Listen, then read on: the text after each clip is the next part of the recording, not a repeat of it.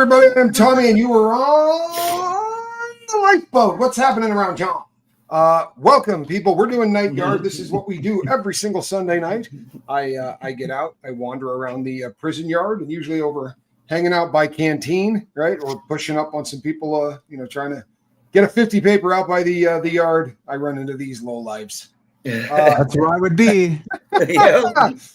To my stage right, I don't know. I'm looking at him. He's on my right. We have Russ. Russ did some time in the ugliest of all places to do time, the California prison system, which kind of sets the tone for the rest of prisons in the United States of America. We kind of go on. Yeah, we kind of go on what the white boys in that part of the world do. At least for those of us with the tan complexions, that's kind of how it goes down. So Russ brings us that. And on the bottom, we have my friend Casper. Now, Casper has had the misfortune of having to have me as a cellie. And not always the easiest thing to do, people. I mean, we talk about a lot of laughs, but just for the sake of making you feel a little homesick. How does that look right there, Casper? Does that look at all familiar? Oh my gosh, where did you find that? Can you believe that? That is actually a picture. I kid you not. That is a picture from FCI Tucson, Navajo unit. Yeah. Navajo unit. I couldn't believe I came up with Look at the size of those mattresses. Oh, yeah. Man. Oh, yeah. That's luxury. Did you see that? Yeah, this is luxury right there. That's four of them on top of one another, though. So sadly, you're actually looking at three different mattresses right there. So that top one is what you're looking at. And that's true. That will get to be about a half an inch thick in a little over a week. Yeah. It's one of the most amazing things. They brought in all these new mattresses, and this old dude, this is, I was at Victorville for this one. And this old dude said to me, "Don't go up there and get you a new mattress, youngster. You don't want that new mattress." I said, "Look at those things, bro. They're Posturepedics, man." He's like, "I don't want to get one of those new mattresses, bro." And I ran down there with my old one, all happy as hell. And I got it, and I went up and laid down on it and said, "That dude is stupid. This is the most comfortable mattress." And it lasted 3 days. I woofed you not. At the end of that 3 days, dude, there was just a hole in the middle of the mattress from where my fat butt had been, and nothing. From that point on, it was nothing but ugliness. They're not comfortable. They're not really built for it. Although if you cut out the pillow, you're all right. Yeah. Let's say hi to some people, shall we? First of all, look at that. Lisa Tripp is tossing those puppies out there like hot sauce packets, and we haven't even gotten going. Dee Razzle Dazzle, good to see you. Russ is here. Jason, what's happening? Jane Aldrich, Sweet Liberty, V. McWilliams, good to see you. Hello, Anna. How are you? Panda Kelly is here. Rosanna Dana, and Allison Metcalf Palumbo and Carna Soul. Kristen Melinda, what's up? Rick Spicer, good to see you. Cosmic Christie, hey, how are you? Diane, I did say Kristen Melinda. Apparently 3 cancellations tomorrow. We're not sure what she's doing with her clients, but damn. Oh, come on. I'm kidding like that. Christy Hughes, good to see you. Lisa, thanks again. Andrea Malloy, good to see you. Wine a little bit more. Man, we got the whole crew, people. It's just starting. We got the whole crew. Jeanette McClure. Barbara Aldrich, the sisters. Don Van, how are you? Rick, did I say Rick? I think I did. Rick Spicer. Yes. Karma, chameleon. What's up? Comment. Just want to thank you, gentlemen, for doing this and for being here with us. It means a lot just to listen to the stories in chat. I appreciate you guys. What a kind thing to say. Boy, if I had told you guys, right, when we were in there, hello, Tina, Galen, how are you, Linda? If I had said, hey, when we get out of here, listen, I swear to you, this is how it's going to work. We're going to get together. We're just going to talk about crap that happened in the yard. We're going to do it online. People will actually show up and listen. You'd have been like, what the hell is he hitting, dude? Has he been buying the K2 that they're coming out of HEMA unit? HEMA unit K2 ain't no good. You don't want to smoke that stuff, man. Make you crazy.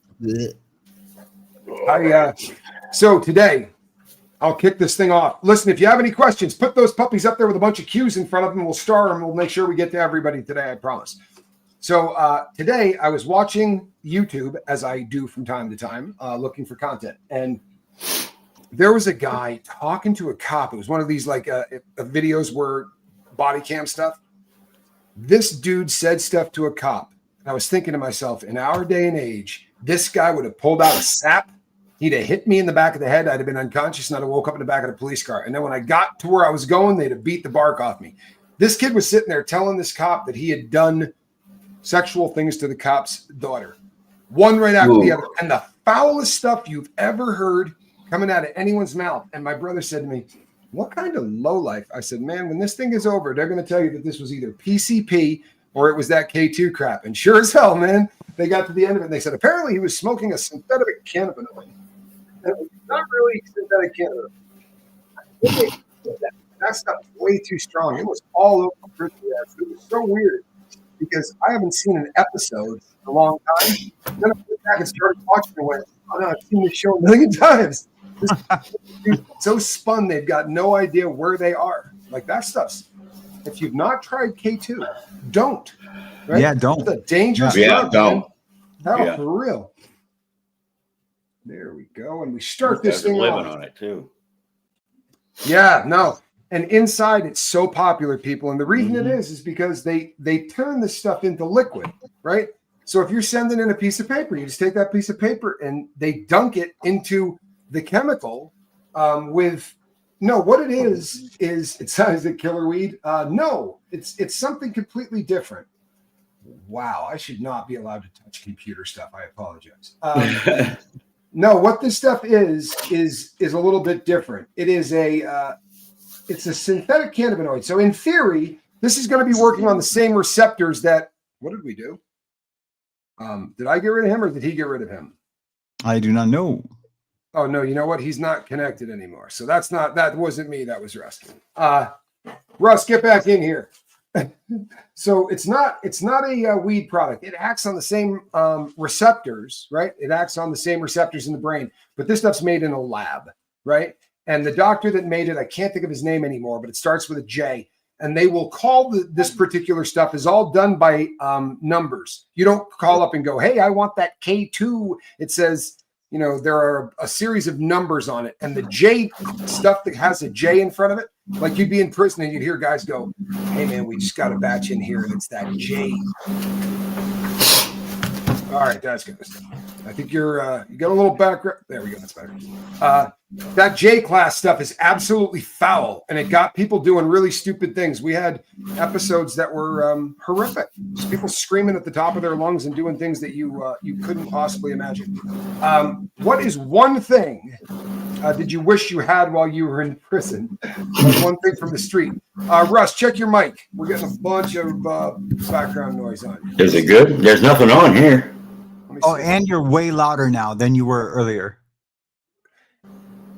Yeah. How about now? Still a little bit of background, but you're a lot better than you are. There's nothing on. No, I think it's just we have the gain on too loud or something. Right. Something. And maybe the gain on the microphone. Yeah, but when your voice lowered, that went away. Yeah.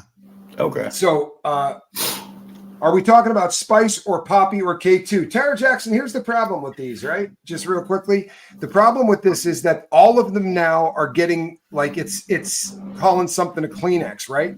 Inside the system, they are referring to everything as K2. Now, Spice or Potpourri or whatever, or K2, all of them, for all intents and purposes, like the stuff you see that's a flower, there's nothing on that flower. It didn't grow to get you high.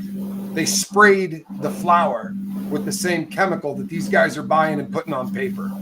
But all of them are just a variation of this synthetic cannabinoid stuff that was made by this one scientist that, it's all garbage. It really is. All of it is garbage, to be sure. But the stuff that they're talking about, they usually use the term K2, and it is a chemical that is purchased from, I won't tell you how because I don't want people to do it. But there's a place you can order from this, and it's just numbers and letters. And these J-class ones are the strongest of all of them, and they're fairly vicious. They really are. And it ends up costing a lot of people some serious brain issues, brain trouble. Like you've seen this. If you've been inside, you watch guys cook their brain. I mean, literally cook their brain. And by the time it's getting ready for them to leave, they're just never going to be right again. It's kind of scary. Guys are eating faces off of other people, biting into them. I mean, that's what I heard. No, that absolutely was happening in Florida. Yeah. That gets a lot of times you're going to hear people talk about that and credit it to bath salts. But all of these things, for lack of any other way to think about it, these are chemists who are taking, just real quick story. My first wife, when she was going through college, had to take a chemical engineering course. And her project, right, for the end of the year was she had to create cinnamon in a lab. So she had to take real cinnamon and then use the chemicals from all of the different places out there to assemble something that smelled like, tastes like, but it's all fake. It's all done with chemicals. They do the same thing with drugs now, and they mix it just enough, right? And they call these things the analogs of, but they're so close to the real substance that, and they're very, very dangerous substances, man. Like the stuff that they're doing on the street right now. Well, all of this stuff is closer to PCP for sure than it is to anything else. It really has that kind of an effect more than anything else. Thank you, Analytical Blarney. All right, guys. One thing that you could take from the street, if you were inside, like if you could take one thing from the street to go in with, what would it be? And you're not allowed to say a 9mm. Don't go there. I know you're right. A pistol. No, you can't take that. Key. Gate key. Freedom. Key. Well, we already had keys. Yeah. We already had handcuff keys. Yeah, I had a handcuff key, but honestly, if I was going to take one thing in from the street, like I got out, right? I'm never without this. It's a Swiss Army knife.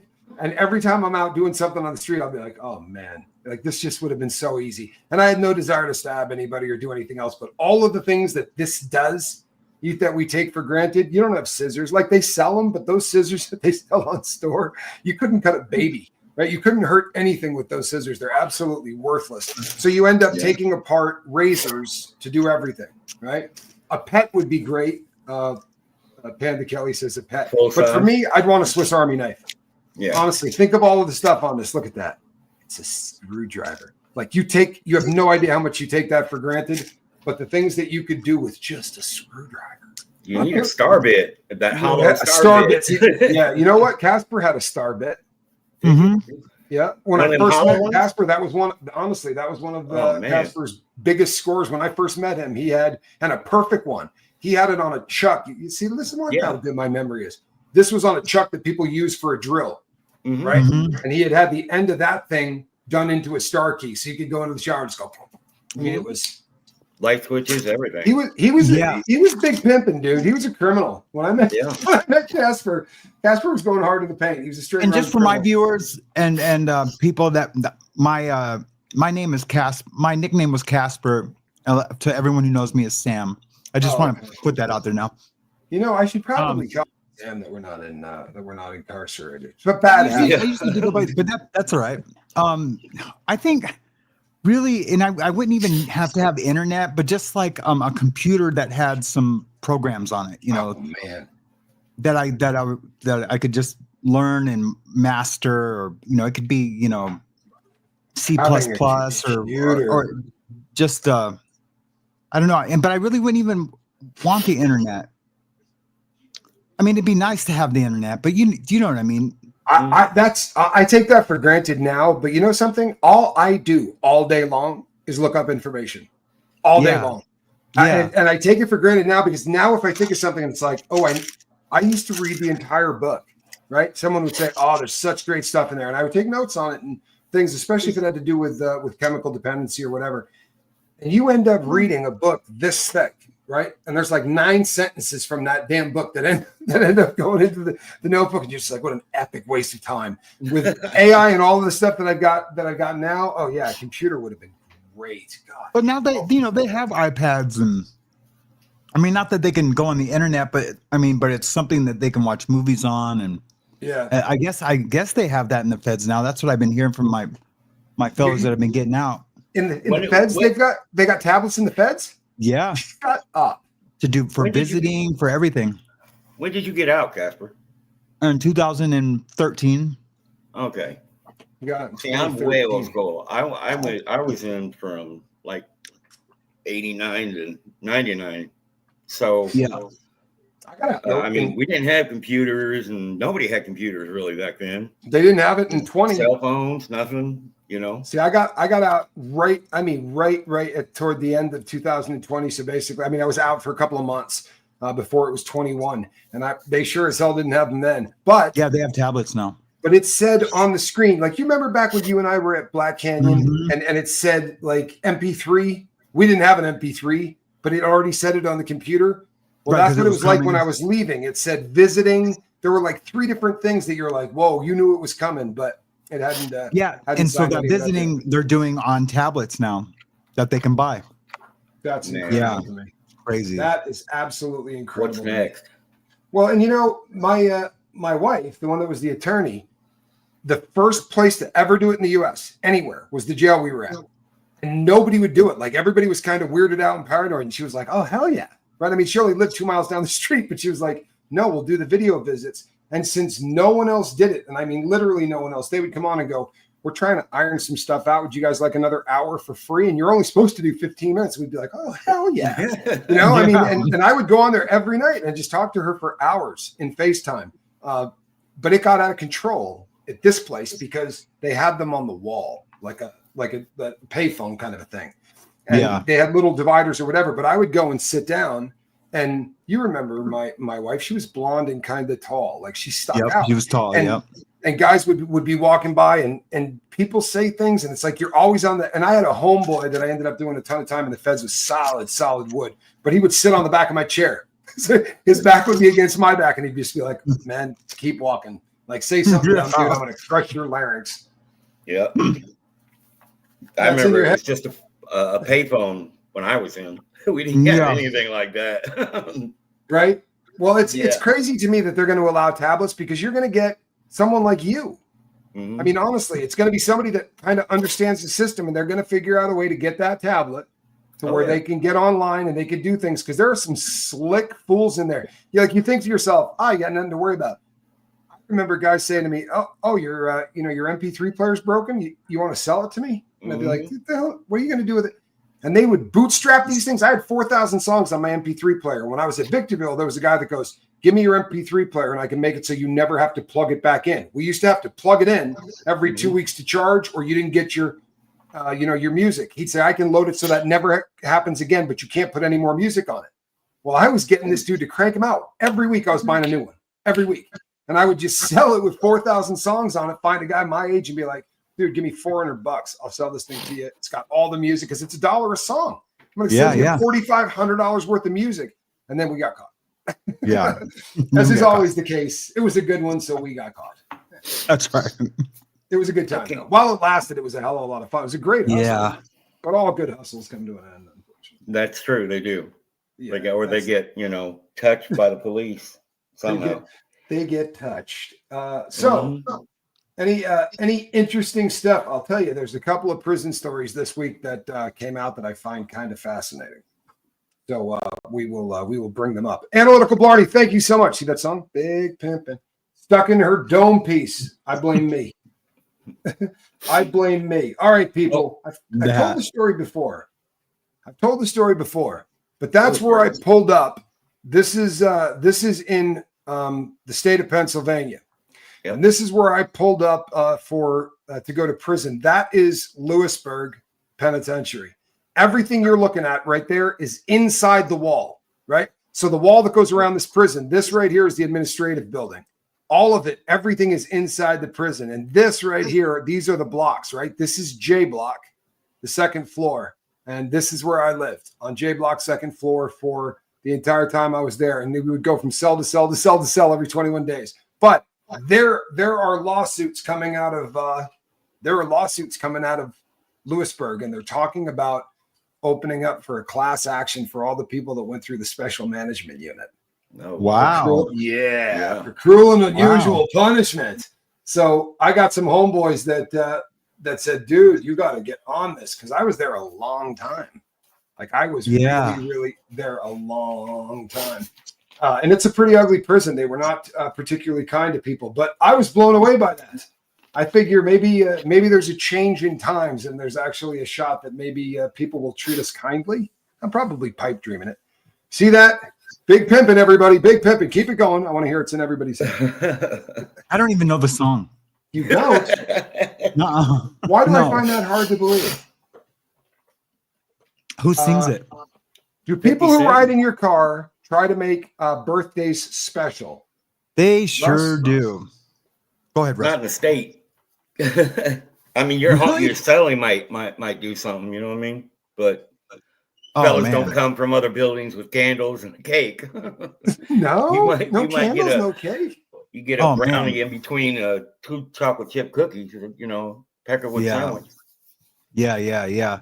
Man, it seemed like in the feds everywhere I went, especially when I was at Terre Haute, the boys would get together and months in advance they'd have some artist draw you a card, and then everyone would sign it, and they would say the craziest stuff, like foul. Foul, the foulest of foul, but all out of love. And then some of your boys would give you stamps or drugs or whatever they would give you. You guys remember last week I told the story about that Thor's hammer I had that was given to me on my birthday by my buddy Danny, and no, it was always a special. The boys really stepped up and made it special. I signed a card for you. I signed a birthday card for you when I was in Black Canyon, and there must have been 150 signatures on it. I never told anybody when my birthday was, ever. In fact, I got busted by you when we were together because we were in the shoe for my birthday, and they came over and the guy was like, "Hey man, isn't it your birthday today?" And you just kind of looked at me like, "Why wouldn't you know it was your birthday?" I just didn't tell anybody in prison ever. And it was weird because like the last rip, especially, like Q was my homeboy, and he said to me, he's like, "Hey man, what's your birthday?" I was like, "I'll tell you when my birthday is, but if you tell someone else when my birthday is, we're gonna get in a fist fight." You know what I mean? Like I really, because it always depressed the hell out of me, man. The way that parties were put on in there, especially on my last rip. Before that, I didn't care. Like the first sentence or whatever, because it was gonna be drugs, right? I would tell somebody it was my birthday and guaranteed someone was gonna buy me $100 or $50 worth of smack. And or I was going to get some, some booze or some shine or whatever. There was always, but whatever I was going to be doing was going to be effing up. I wasn't going to be being solid. So my last time in there, it was like I did everything I could to read a lot of books and lay low, man. I really kind of tried to stay under the radar. I didn't have a choice. Yeah, I couldn't imagine. No, you were going really. Like I said, I'm not being funny. You were going hard to the paint when you and I met. Dude, I was. Yeah, I still had it. Felt like I still had some time to do. I was telling my girlfriend that the other day. I was telling her, she goes, he seems like such a mellow guy. I went, oh God. I'm like, yeah, he is now. Yeah. You know what I mean? Like we all get age old. will do to you. That's right. We all get old, but no, back in the day. Yeah, people used to tell me like, man, Casper, when you land at a spot, you land, and I would land and. I was already in the mix. I had to know who everybody was, and this is what I did, and this is what I desire. I made sure I landed hard, loud, and proud. Do you remember what you did when they came up and gave you the? Casper did not think he was going to a USP. He figured he would probably go to another FCI. What he did with the cop was going to get him right on the cusp if they ran with it and wrote it up that way. And when they did, and he knew it was, they came up and were like, they would walk every Wednesday, and they went by, and he's like, "Hey, any word, boss?" And he's like, "Yeah, you're going to Pollock, USP Pollock." And Casper was like, "Can you take me down to the barber shop?" He's like, "Right now, can you take me down to the barber shop?" And he came back up looking like a completely different cat. Yeah. Had eyebrows when you came back up, actually. Yeah. It's great. My biological grandpa died of drug use or alcohol abuse. Do you feel addiction is hereditary? Noah, here's the science on this. Whether I believe it or not, or other people do, it is. So you're going to hear people have opinions on this, and sadly, the opinions no longer matter. It's kind of like whether or not this is a disease no longer matters, because the three things you needed to be able to do, now we can, right? We can tick off all three. For a longest time, in order for something to be a disease, you have to be able to diagnose it. So there has to be a method of which you can say, Casper's got this, Russ doesn't. And if there isn't a test, then there isn't a disease. That is by medical standards of sorts. I'm paraphrasing, but that's kind of one of the three things that has to happen. And now through brain scans, you can point to an addicted brain versus one that is not. It is a disease. So along that line, absolutely, it's hereditary. That doesn't mean it's a lock, right? But think of it like type 2 diabetes. If your parents have type 2 diabetes, there's an excellent chance that you have a predisposition to that. Doesn't necessarily mean you're going to get it, but it's lying in your body. And if you live the wrong way, there's a decent chance that could happen and you could get it. And that's kind of how you have to look at addiction. My kid, forget about it, right? My kids are drug addicts. They don't have a chance in hell. Both of their parents are addicted, and it's played out that way. It just is the way it is. And it definitely is an aspect of it, to be sure. I got my dad's addictive personality. He was a drinker, but I never drank. Well, yeah, that's a symptom, right? The booze is a symptom, and it could have been blow, right? It would have been the same symptom. It's just the symptom of the disease. And for some people, it's shopping, and for some people, it's gambling, and but the disease itself, we have the ugliest symptoms. It's the reason that drug addicts are hated, right? If you shop too much, nobody gets really angry at you. But our symptoms tend to make people do things that are illegal. Our substance is illegal. So if you have to break the law every time you buy your substance, well, breaking another one doesn't seem so tough, right? So now I'm going to boost a little bit of stuff, and who cares? I'm already breaking the law to get what I have to get every day to not feel sick. It's kind of a mindset. It's true. It is. It's sort of feed the animal. You got to feed the animal. That's a my dad was a drinker too. Yeah. I never did heroin. I never did it. Well, I did it one time, and I couldn't do it because that's not. I don't know. It's just something about it I couldn't do. My kick was always speed. Yeah. Well, you know what? It's very, very odd to me and fascinating, right? Since starting the lifeboat and working with people to see that, I mean, that whole we're all in the same boat thing. God, it is just absolutely so true. The symptoms and everything else change up, but you're peeling the onion to get to whatever the hell's making you do those substances. So whether it's speed for you or smack for me or booze, we're all doing the exact same thing. We're just that one takes away for you what you need taken away. Smack took away from me what I needed to, these things don't give you anything. I promise. They take away stuff, right? People go, oh, it gives you confidence. No, it takes away fear, right? Yeah. It only takes, they don't give anything. I promise. It doesn't make you brave. You're not brave. It makes you stupid, right? And then you no longer worry about being scared. Is there a support group for family members whose loved ones are in prison? Absolutely there is. And there are a bunch of them, and there are some good ones. Depending on whether or not your people are in state or federal, changes up a little bit of how some of the support groups are. Send me an email and tell me where your people are, and I'll get you a group and get you hooked up with them, because there's a lot of them. And I speak at a couple of them every once in a while, so I know some good ones, to be sure. A lot of churches too. Yeah, churches all do that. They do, but there especially like right now in the feds, there are some incredible support groups because the feds don't let information out. So if you got a boyfriend who's on a yard and they get locked down, you're not going to know why. Like, I don't know how many times my wife flew to see me at Black Canyon or at Lewisburg or wherever, only to have them say, no, visiting's canceled. And they don't tell you that. She gets on a plane, flies all the way in there, and then I got to call her and hear her cry and go through all that. It's just a crap situation. But yeah. Do you reflect on your time in prison and feel it was wasted time, or is there anything positive that comes from that experience? Casper, I should fire this one up. So, funny story. So when I first got out, I was at my brother's house, and he's got this beautiful house in Hollywood Hills, and you can see the Hollywood sign, and look down of all of LA. And I really, really felt like I had wasted time. And it bothered me for a few weeks, where like I was just depressed. I didn't think, I should have a house right by now. It didn't have to be in the Hollywood Hills, but just, he owned some apartment buildings. I just felt like I really wasted a lot of time. And common sense would tell you, yeah, there was a lot of time wasted, but there was a million things positive that came out of it. In the aspect that I didn't have, a house and a retirement plan and like, and like this, on my way out into the golden years, like this beautiful life set up.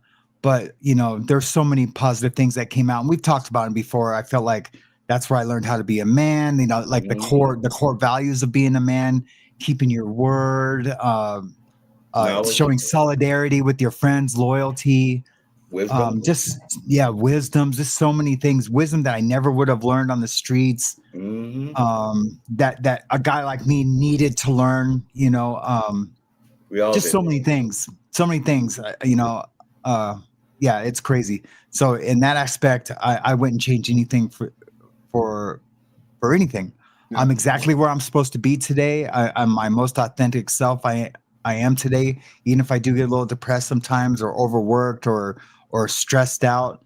I am exactly where I'm supposed to be today. And I don't say that to like convince myself to feel better about myself, or, I'm not lying to myself just so I feel better about my situation. You're It's where you truly, should be. and that's crazy. I never thought I would have said that, or felt that way. Because I always felt like I had to be that guy who I was before I became an addict, or before I started practicing addiction, because I didn't start till I was 29. Yeah. And so like I always felt I got to get to who I was when I was 28. No, that guy was an asshole. That guy told his wife that she couldn't have a Christmas tree because we were just too busy to enjoy it. And that was her absolute favorite holiday. And I was like, no, we're not getting a Christmas tree. Were you stupid? That guy was an asshole. Yeah. So I get it. Boy, I get it. Yeah. Russ, what do you think? He said it all in a nutshell there. I mean, it's everything I would have said. Yeah. It's just regret, because you think of what you could have been if you were like this now. It's that old cliche, if I knew then what I knew now. Yeah. So I contemplate the crap out of this. I swear to God, this is if I'm struggling to sleep, right? This is where my head goes every single time. And I had to do 3 prison sentences. I had to. I didn't learn anything on the first 2, right? I didn't. I continued to party. I continued to break the law, and I just believed it was impossible for someone like me to live without heroin. It wasn't a possibility. I wasn't like other people. Like, they used and they did things, but it was different. For me, it was a necessity, and it wasn't. And I watched other people get sick, but for me, it was different. Like, I'm going to go rob a bank, right? I'm not doing without this stuff, and I'm going to take that to a level that the next guy probably isn't. So for me, it was always until I met Q, and Q said to me, "Come here, man. There's somebody I want you to meet." And I went down, and the guy had his paperwork and everything else, has PSI, and he had a 12 gram a day China white habit, a black dude. And I sat and talked to this dude for a while, and this may sound really stupid, right? But it was like Roger Bannister breaking that 5-minute mile, right? This was possible. I honestly sat down and looked at the dude and went, holy shit, this guy did more dope than me and got sober, right? There's a guy out there that did more of this than I did. Because I said to the dude, did you ever overdose? He goes, not once. Okay. Every addict overdoses. I didn't either. I was always that freak. I tried taking myself out and couldn't. I just was a dude that couldn't overdose. To meet a guy, to realize it was possible, all of a sudden it was like, holy crap, I never would have found that on the street. I just wouldn't have. And you go, well, there's rehabs and you couldn't have got me to one with a gun to my head. I'd have been down scoring a bag, right? So for me, the greatest thing that ever happened to me was going to prison this last time. So I do the same thing that everyone else does. I sit and think, how many people could I have gotten clean? How many dead people, right, could I have talked to who are already gone that may have caught the boat? And you start spiraling and getting those kind of mindsets. But if I didn't do all that crap, I wouldn't have been able to say any of those things anyway. I wouldn't have had anything intelligent to weigh in on, because the reason that people listen is because I was such a screw up.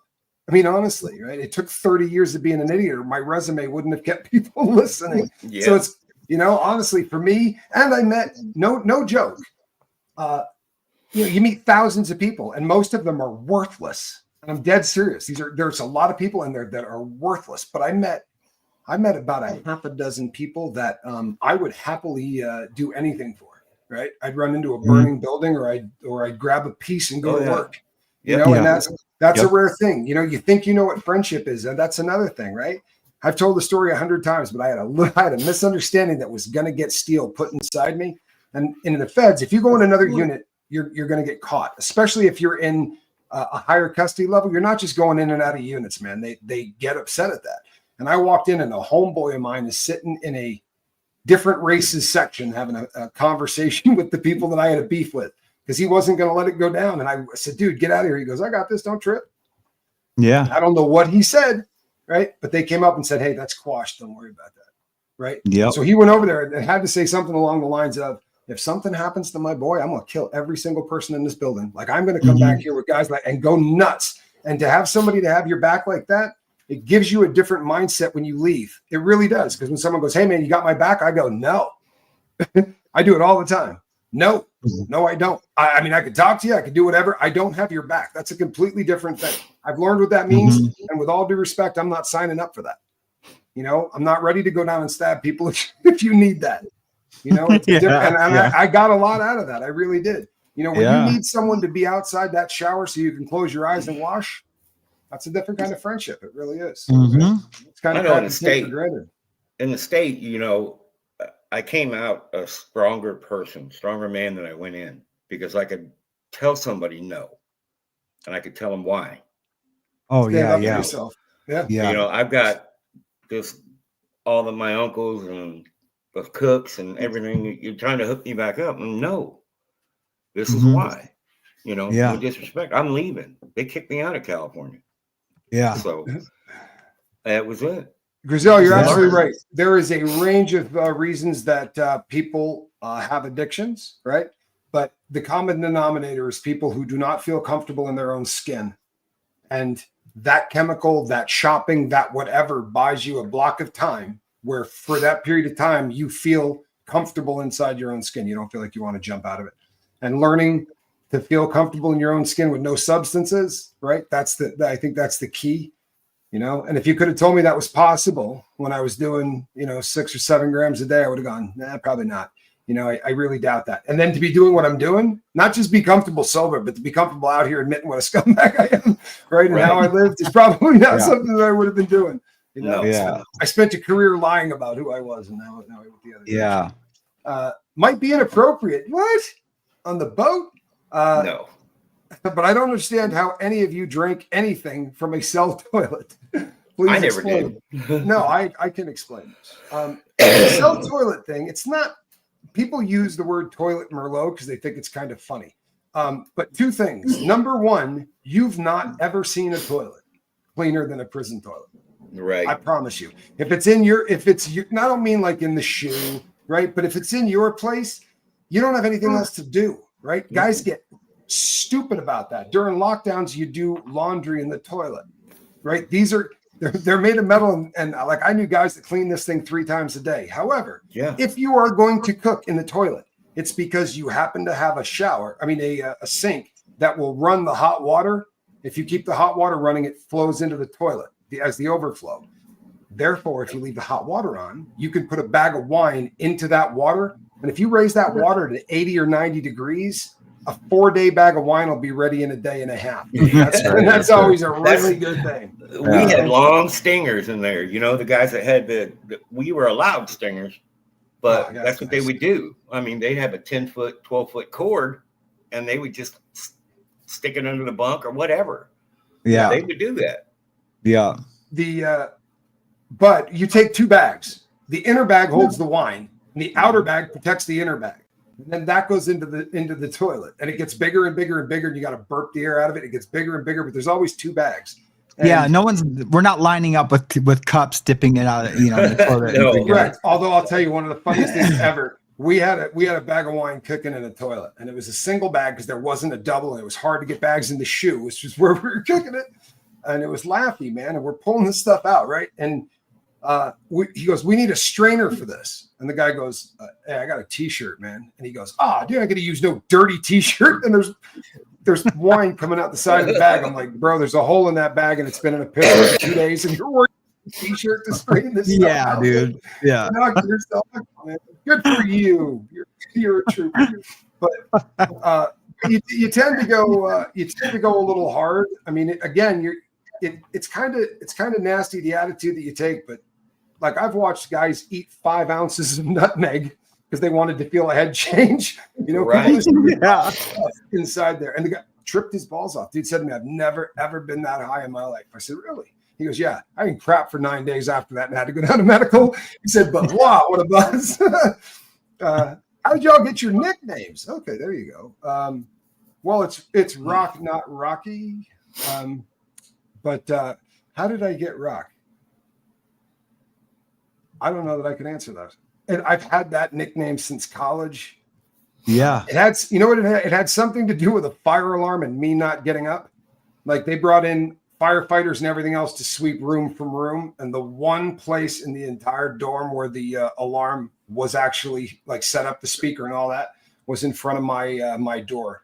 This was an RORA 714 evening, and I had a couple of beers and slept through. And then when they came to get me and get me out, it wasn't possible to even wake me. And a guy in a really horrific Boston accent said something along the lines of, "This mother effer sleeps like a rock." And that rock thing kind of ticked from there, and I've never been able to get rid of it. And then it went to Rocco and Rocco, and yeah. There's a lot of rocks in prison, so everybody like that, because people who sell crack usually end up with a nickname like Rock. So I ended up with Rocco, and that's how most people knew me inside. Yeah.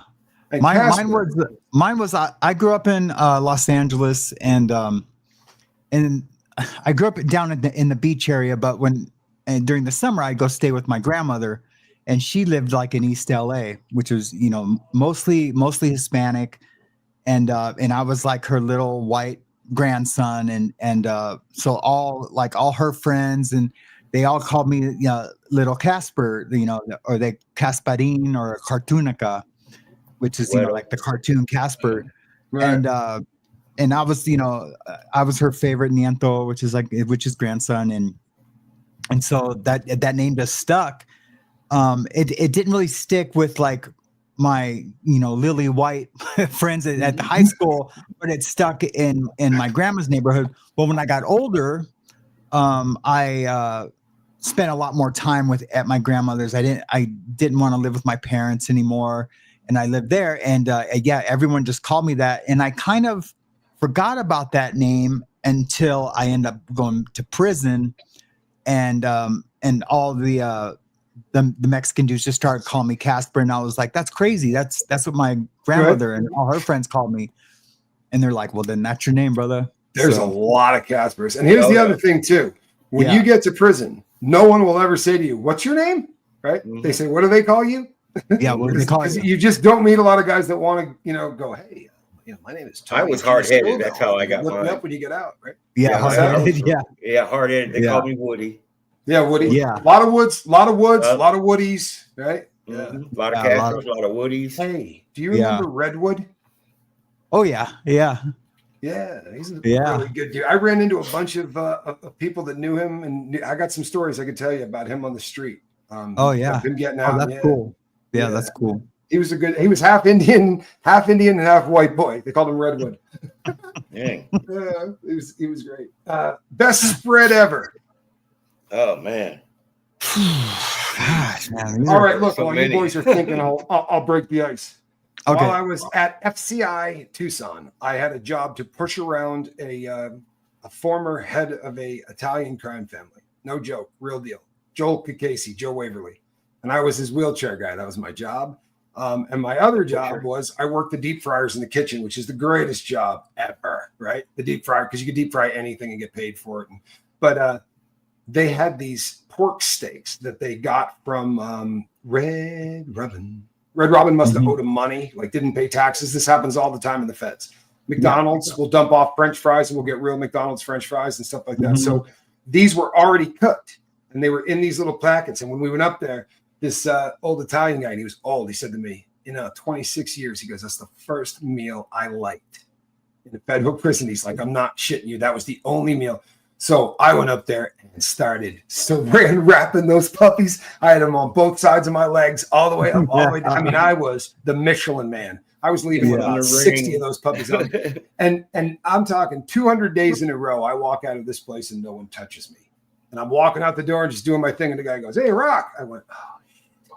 I turn around and he goes, "What's up, man?" And he goes to start patting me down, and his hand touches the outside of my leg. And he goes, Is that a shitload of pork on you, or are you happy to see me?" And I go, "A little bit of both." And he goes, "Get out of here, man." And I went across the yard like this, dude. But I got back to this old man and said, "Hey, dude, I'm going to cook as many of these things as we can eat. You'll throw the rest of them out." And we did the whole unit, dude.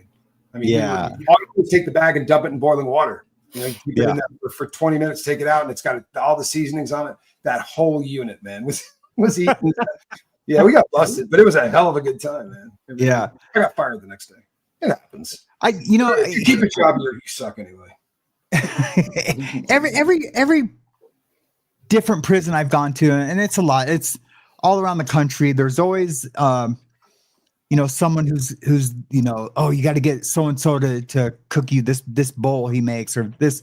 And I was always surprised that I would learn something new. And till the last day I was in there, I learned a new way to cook a ramen or rice or whatever. But down in Texas, there was this, what were they called? I can't remember the name of the gang, but the head of their little group, and now I want to remember the name, but anyway, we won't even go there.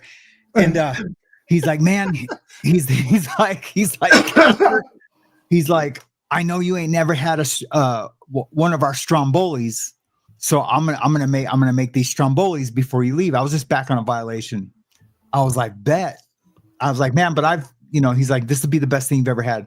I'm like, man, that's a bold statement. Like John Travolta in Pulp Fiction, he's like, I did just come back from Amsterdam. You know what I mean? Right. So,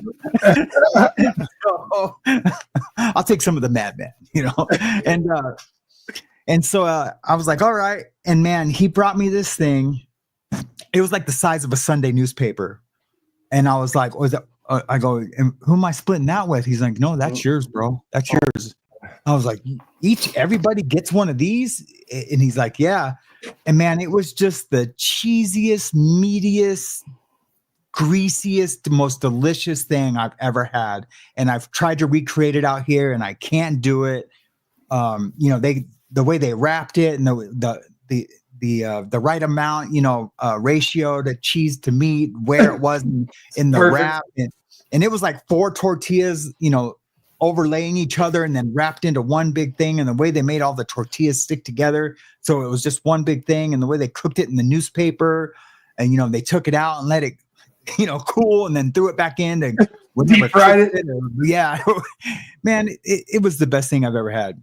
Yeah. Best thing I've ever had. Before that though, the best spread I ever had, there was a Korean cat. He used to make these rice bowls that were just amazing, and with all the different fish and not Kung Fu Panda, not the card shark, the card thief. Yeah, it was the card shark. Yeah, he makes a damn good bowl, dude. He's he's vermin. It sure was him. Stole $4,000 from me, but he's a hell of a card player.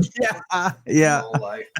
For real, marking cards in prison, bro. Marking cards in prison. You got to be stone cold crazy. Yeah. He's good at it, though. Hey, it's my girlfriend.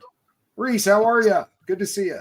Relatable Reese. Thank you for stopping by, babe. I love it when she Hi, Reese. By. Yes, everybody. Good. All right, so let's get on with this next one.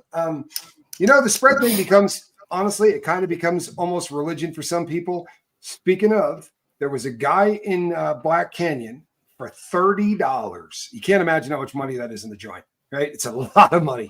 But for $30, he would make you a chocolate cheesecake. And you'd get this thing. And they bought me one for my birthday. And I'm like, dude, don't spend $30. Like, you guys are morons. And I got it. And the chocolate is like in layers like this. Like they have whole pieces of chocolate going around it. Like almost looks like a fan on the top. I was like, bro, it's this thick. And I cut it over. He's like, it's really fantastic. He goes, but if you don't eat it in about 30 or 40 minutes, it'll melt. He's like, they don't, they don't stay together. And I gave a slice to everybody. I ended up probably buying 40 of those. I'm not kidding. Yeah. And then one day I went down and he goes, I can't make another one. He goes, because I didn't get to store. Do you have 2 things of creamer? I'll make it. And I went, do you have 2 of what? And he's like, non-dairy creamer. Yeah. And he's like, what do you think I make this out of? I was like, oh my God, dude. I'm eating entire cakes of dairy creamer. Dairy creamer, yeah. What is wrong with you people? I should make one of those, not the chocolate one. I should make one for my wife just to freak her out. You know what? You could serve it at any I promise, any restaurant in the country could serve it until you find out what you're eating. You know what I mean? Yeah. And just since we're all friends here, it makes for a very interesting trip to the restroom. And I always added a little extra lemon so it tasted more like a key lime pie, and then use the graham crackers for the crust instead of whatever else people were using. But yeah, they're really good. I can't recreate the spreads that we used to have. You try when you get out. Everyone does. Yeah. Don't get me wrong. And I made wine. Options. I knew I could pull that off. I showed everybody how to make a good batch of wine. Right. I know I could pull that off. That's and you know what I did? I took a little yeast. Well, you want to talk about easy? Dump a little yeast in there. No kicker, no problem. How do you override wanting to get to know someone versus the repercussions you might face in the yard, etc.? Tommy, I know you overrode that by becoming friends with Q, but did Russ or Casper? Did you guys ever have friends with somebody way outside the car, different skin color, things like that? We had respect, but no. Yeah, most places don't. And I did this at a high custody level too. Yeah. If I will say this, just straight up, a lot of things happened to me on this yard where I took stands for the first time in my life because I'd never been that dude before. And they can't. Before I got sober, like when I met him, I was a heroin addict and I was doing a ton of dope every day. And the white guys came in and said, "Hey, you can't buy dope from Mexicans." And I was like, "Okay, right? Who are the white guys?" Right? Who do I go buy from? And they're like, "Oh no, no one is selling the tar. You can get some of the, and they list off everything else." I'm like, "Well, that doesn't help. I'll be needing the tar." And they were like, "No, you can't buy it from them." And I just said to them, I'm like, "Oh, I'm going to go buy it from them right now. So you guys can come on down to my cell and we'll figure it out because I'm not going to stop buying it from them. So we're going to have to figure something out." And they kicked the shit out of me. I mean, they came in, they won't hit you above the necks. They don't want to. They don't want marks or whatever, but they came in 3 or 4 deep and thumped the crap out of me. And I literally walked right down to the shot caller and said, "And now I got to go get 100 paper to deal with the freaking, right, the injuries and everything else you just caused. So send them back down, right? I'm going to keep doing this." And it took about a week, and I peed a little blood. but you kind of got to take a stand. And with Q, I was blessed. And you don't have to believe in the things that I believe, but everything fell into place. It couldn't have happened on any other yard, right?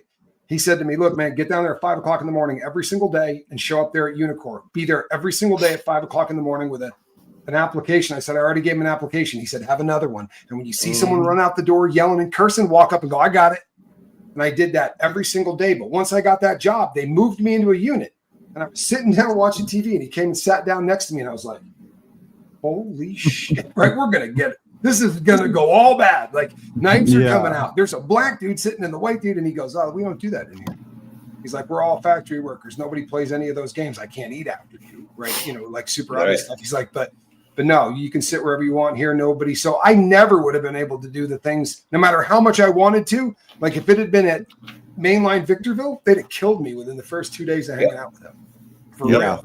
And when we were on the yard, we'd be 30 feet apart from one another and acting like we weren't friends. It's just how it had to be. But when I was at work or I was in the unit, we were away from every other, like the white boys ain't ratting you out because they're doing whatever they want in there. And the black dudes ain't ratting out their guys because they're doing whatever they want. Very different when you're in a factory kind of a situation. It never would have worked on another yard. Yeah. Nope. Yeah. They'd have killed him too, for the record. It wouldn't have just been white dudes. The black guys would have been just as. There would have been a big issue. There would have been definitely a big issue on the yard between people. And how? Altogether, I did with county jail and all that about 15-ish, right around 15, 13 in the penitentiaries. What about you guys? Just about that too. Yeah, between 18 and 20, including the violations. Took me 10 years to do, 5 years federal paper. So I brag about that to everybody, just for the record. You beat the paper? I did. What's that? My friend took 10 years to clean up a 3-year tail. Ouch! Yeah. It sucks, I maxed out. Yeah, I maxed out. So I took. They won't do that, bro. They won't do that. They wouldn't let me. Yeah. And I begged them to. I begged them to, and I had a steroid friend, the biggest dude you ever saw. Like, you ever seen what one of those competition weightlifters look like when they're not yoked up? Yeah. Like when they're not getting cut, they're just 500 pounds. They're the biggest dudes in the world. And then they get in and start lifting and get cut up. And so when I got him as a cellie, I was like, oh my God. He was terrifying. He came in at right toward the end of my stay at Lewisburg. Dude, they bring him in, and I just said, "Are you shitting me? I got 3 weeks left in here." I said to the captain, "I'm like, if this dude gets rowdy," he goes, he is a teddy bear. He's the coolest guy in the world." He showed me his paperwork first, but there's no picture. I'm just reading it. I'm like, "Yeah, he's cool. Bring him on down." I'm like, "Holy hell, get him out of here!" Like, I'm not taking this dude. But he got in, and it was the same thing. He said, "I got 3 years for juice. That's all he got." Right? He got caught bringing steroids into the United States across the Canadian border, and the Mexican border. They gave him 3 years. He had been working on that for 17 years. And he goes, "Well, I leave here in 2.5 months." I said, "What are you going to do?" He goes, "I'm going to go to TJ. I'm going to get a bag. I'm going to start partying. I'm like, oh, right. You couldn't hold off for a year and a half, get off paper, and then go do whatever you want. He's never going to, he can't do it. You know, he's just one of those guys. Either. It was so and they'll hard, never, man. Till you get clean, you can do this for the rest of your life and they'll let you. And each time you go in, the judge will go, start the 3 years again. Start the 3 years again. They're never going to go, okay, tap out. We'll just let him go. Doesn't work. Like yeah. I couldn't do that. No. I begged her too, man. I on my hands and knees and begged her. Yeah. Yep. That's crazy. This is can inmates be allowed musical instruments inside? That is a guitars with a missing string. Other than harmonica. I wish I would have seen a harmonica in there. That would have been badass. You did. I've seen him. Who? I've seen him. The guy that remember Lumpy? Oh yeah. Lumpy played it. He gave me it to me. I was looking for it on the desk. I've got Lumpy's. Yeah. He gave me his when he left. The guy that taught T90X. Jason Shimada had a harmonica too. There's like 6 guys there that had them. There's a bunch. Have you ever seen Jason? Not to change the subject. Do you ever seen Jason Shimada do the cooking? You know, like on the Japanese grill thing? Yeah. What's the name of that restaurant? You know what I'm talking about. Yeah. I used to go there for all my birthdays. Benihana. Yeah, Benihana's. Yeah. The guy's a beast. He also can crack your back like nobody else in history. Like if you had I said to him one day, we were out there, I just done P90. I'm like, dude, my back. He goes, come here, man. I said, what's up? He's like, turn around. And he didn't grab me, didn't do anything. He just went, and everything just popped. I went, dude. He goes, you're good. I'm like, man. His dad was a feeling in the hand. Magician in Vegas. Yeah. But I've never been anywhere where you were actually allowed to have an instrument in your house. No. But I've never been in a prison where you can have them. But you can have them in a music room. All of the federal places I've been, I think all of them actually have a music room. And you could buy a Fender Stratocaster if you wanted it, but it's going to stay right there. You can never take it out. You can never, do anything with it outside that room. And there were some incredible bands. Honestly, there were some guys that really, really got good practicing together. Usually not my kind of music, but stuff that was really, really tight. And here locally on the 4th of July, they had 6 bands that played like one after the other. And it was, there was a Tejano band and there were some people that did some rap and it was pretty wild. It really was. Skin flute. Yeah. There's a lot of that going on. That's getting played. I'm not going to lie to you. The 1-string banjo. The 1-string banjo. How do you not lash out irrationally when someone has a weird deep throat clearing hacking up a lung habit, lip smacking or teeth sucking?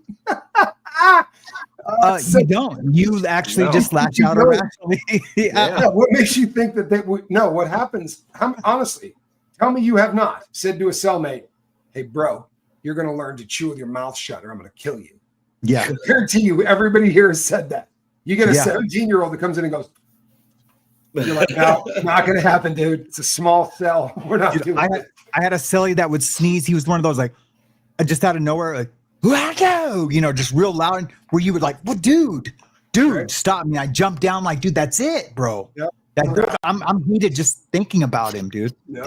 No, it's the worst. That's it, bro. It really is. It's the worst. Sneeze like that again, dude. I promise you. Dude, I pray that you sneeze like that one more time, dude. Yep. No, this is horrible. This is honestly the most dangerous thing in prison is exactly what you're describing. I am not joking. Mm-hmm. It is the most dangerous thing in prison. My first cellmate, when I was willing to do anything to get into that, the workers' dorm, anything. That's where Q was. I was going to be able to work on sobriety and work them out. So they said to me, hey, there's this cell open. Dude's Mexican. Now he's the kind of Mexican a white boy can live with because there's a distinction. But anyway, he's the kind of guy that we have permission to live with. And I'm like, sight unseen. I go, I'll take him. Right? No problem. And the day I walked in, people were like, bro. I'm like, don't tell me. He goes, no, he's a great dude. Good paperwork. I'm like, what's the problem? They're like, wait till you hear him sleep. And I mean, the people in the cells next to him were writing complaints. Now, I mean, we had earplugs. We had everything because we worked at a factory. So I'd be jamming these things in there. But I made it 9 days. And I went down to the caseworker. I'm like, you can put me back on my other unit, bro. I can't do this. And I'm going to hurt this guy. I'm going to end up hurting this guy because I can't sleep. And the same day, a guy dropped a hot. Dude in there dropped a hot. And I was like, I got a new cell. Perfect. Work out. That's right. Get your drunk ass out of here. No, that's a violent thing. Yeah, I've heard dudes snoring down in other cells. I mean, man, that poor bastard that lives with that guy, man.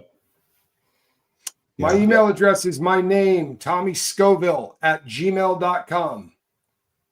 Please do. How does contraband get into prisons? Which one of you wants to start on that? Well, I mean, the guards visit. That's the easiest, right? You know, easiest way is the guards. If you're a lower level, the people can drop it off with, tennis balls, handballs. I hate local. Yeah. Man, I mean, of course, visiting people can put it in the food that they buy you, and you can eat it and swallow it, and then, dig it out of your feces. Yep. Casper can get it mailed in from the street. Yeah. With some cell phones. Yeah, and some cell phones. Doing big things. Yeah.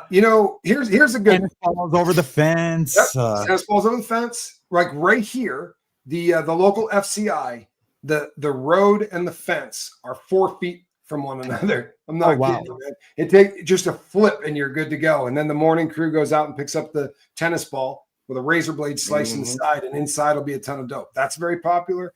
And then books. Back in the day, you would go into Barnes and Noble, or you'd go into one of these booksellers and reverse steal a book. In other words, you buy it on a Monday and take it home, right? And then you take the thing apart and you slide in whatever you're going to get into the spine, and you get it put back perfect. Now you stick it down your pants and walk in with into the store with the book. Get all slick and pull it back out and go up to the counter to buy it again. Now when it comes time to buy it, you say, "Oh, I want you to send this to an inmate," and you instantly open the first page and write, "To Casper, keep your head up, bro. Don't drop the soap, Tommy." Now they can't just pick a local store and buy the same book and not have to mail it, right? Yeah. So they're going to take that, put it in plastic, and mail it. Now it came from a bookseller, so the prison used to go, "Oh, cool," and pass it right on. That's a wrap. They learned that one. Can't get away with that one anymore. There was ceramics. If you happen to have a place where there's a ceramic shop, you build a beautiful thing out of ceramic and say, "I want to send this home." You send it home, and they call you 2 weeks later and go, "Return to sender, bro. There's no longer anybody at that address." Oh, bummer. What happened is your friends took it, pulled it out, filled it up with dope, put it back in, right? Got it all put back together and sent it back. And then when you get it, they open it up, they look at it, and they hand it back to you. "Sorry about that. Yeah, it is what it is."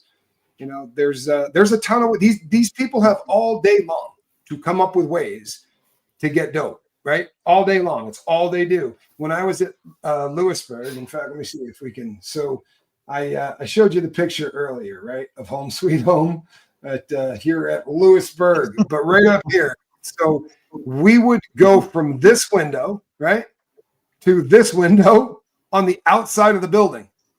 And what happens is there are holes in the screen where guys have basically blown holes in the mesh screen on the outside of the building, right? Goodness, where am I? On the outside of the building. So they will shoot, right, with a makeshift bow and arrow, a piece of newspaper twisted up with a string on it. And you put yours out the window, this long pole, and when it comes across your crap, and you pull it in. And I remember looking at my cellie going, "You dummy, you could do that for the next 6 months, man. You're never going to be able to catch that thing." And all of a sudden he's like, "Dude, I got it." Now you're rolling up your stamps and sending it over so you can get the dope back. I couldn't believe the things that people do to get fish through the toilets, like in the snow. Yeah. Oh, yeah. You're buying dope upstairs, 9 cells over on the other side. Yeah.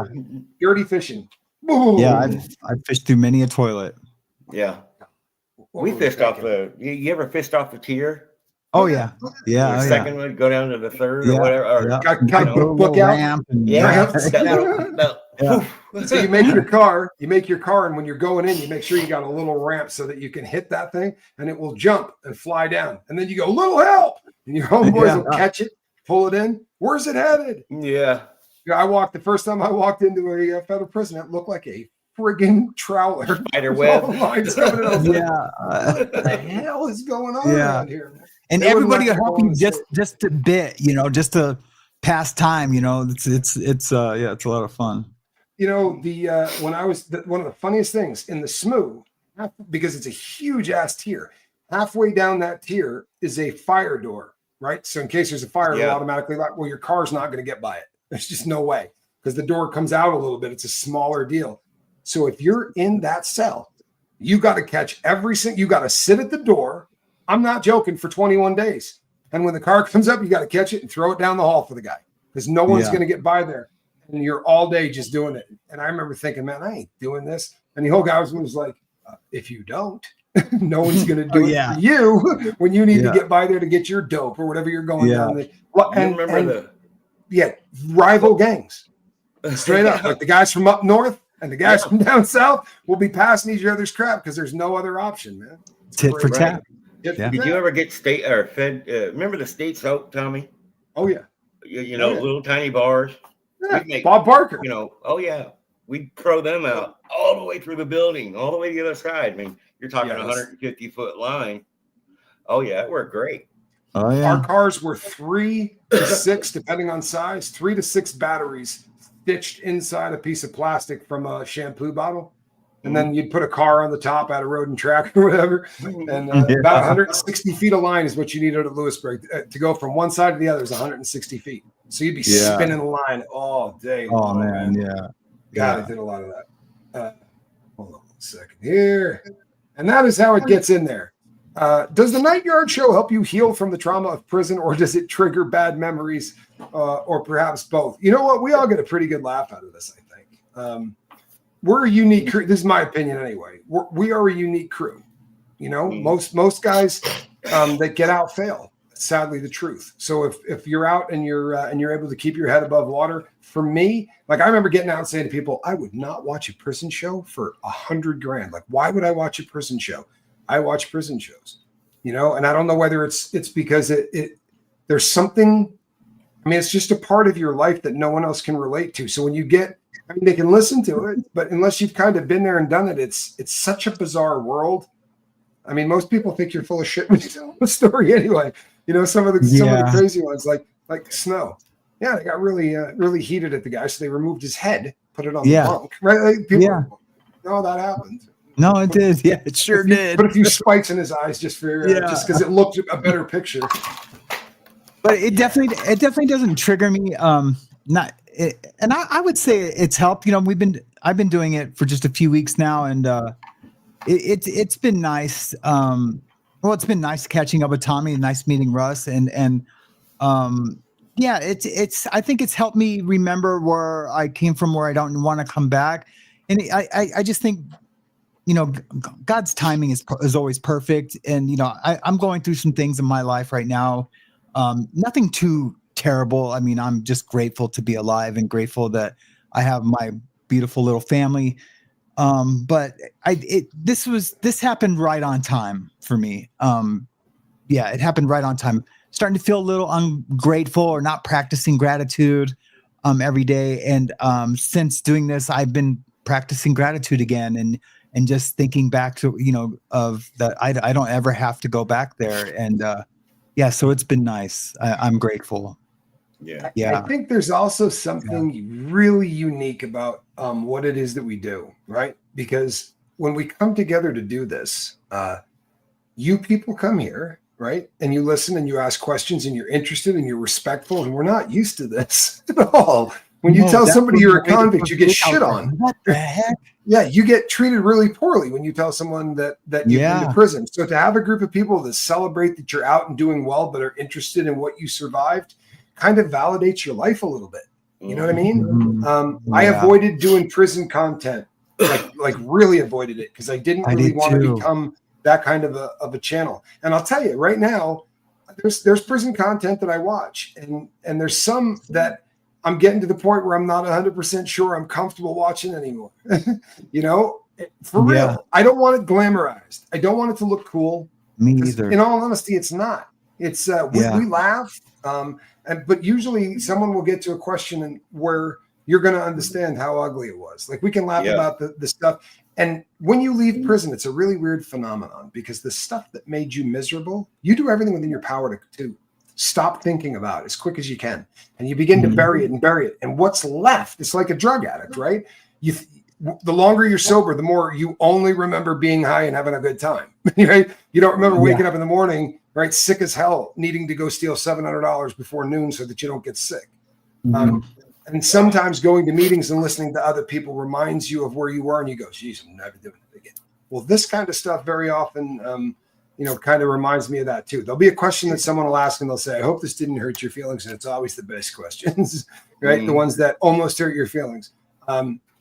You remember a lot of the laughs because prison is laughing until it's horror. Everybody trying to keep everybody laughing because it's depressing until it breaks off, and then it's just scary. So you remember more of either the funny or the horrifying, and the mundane dragging on that never stops. You tend to forget about, I think.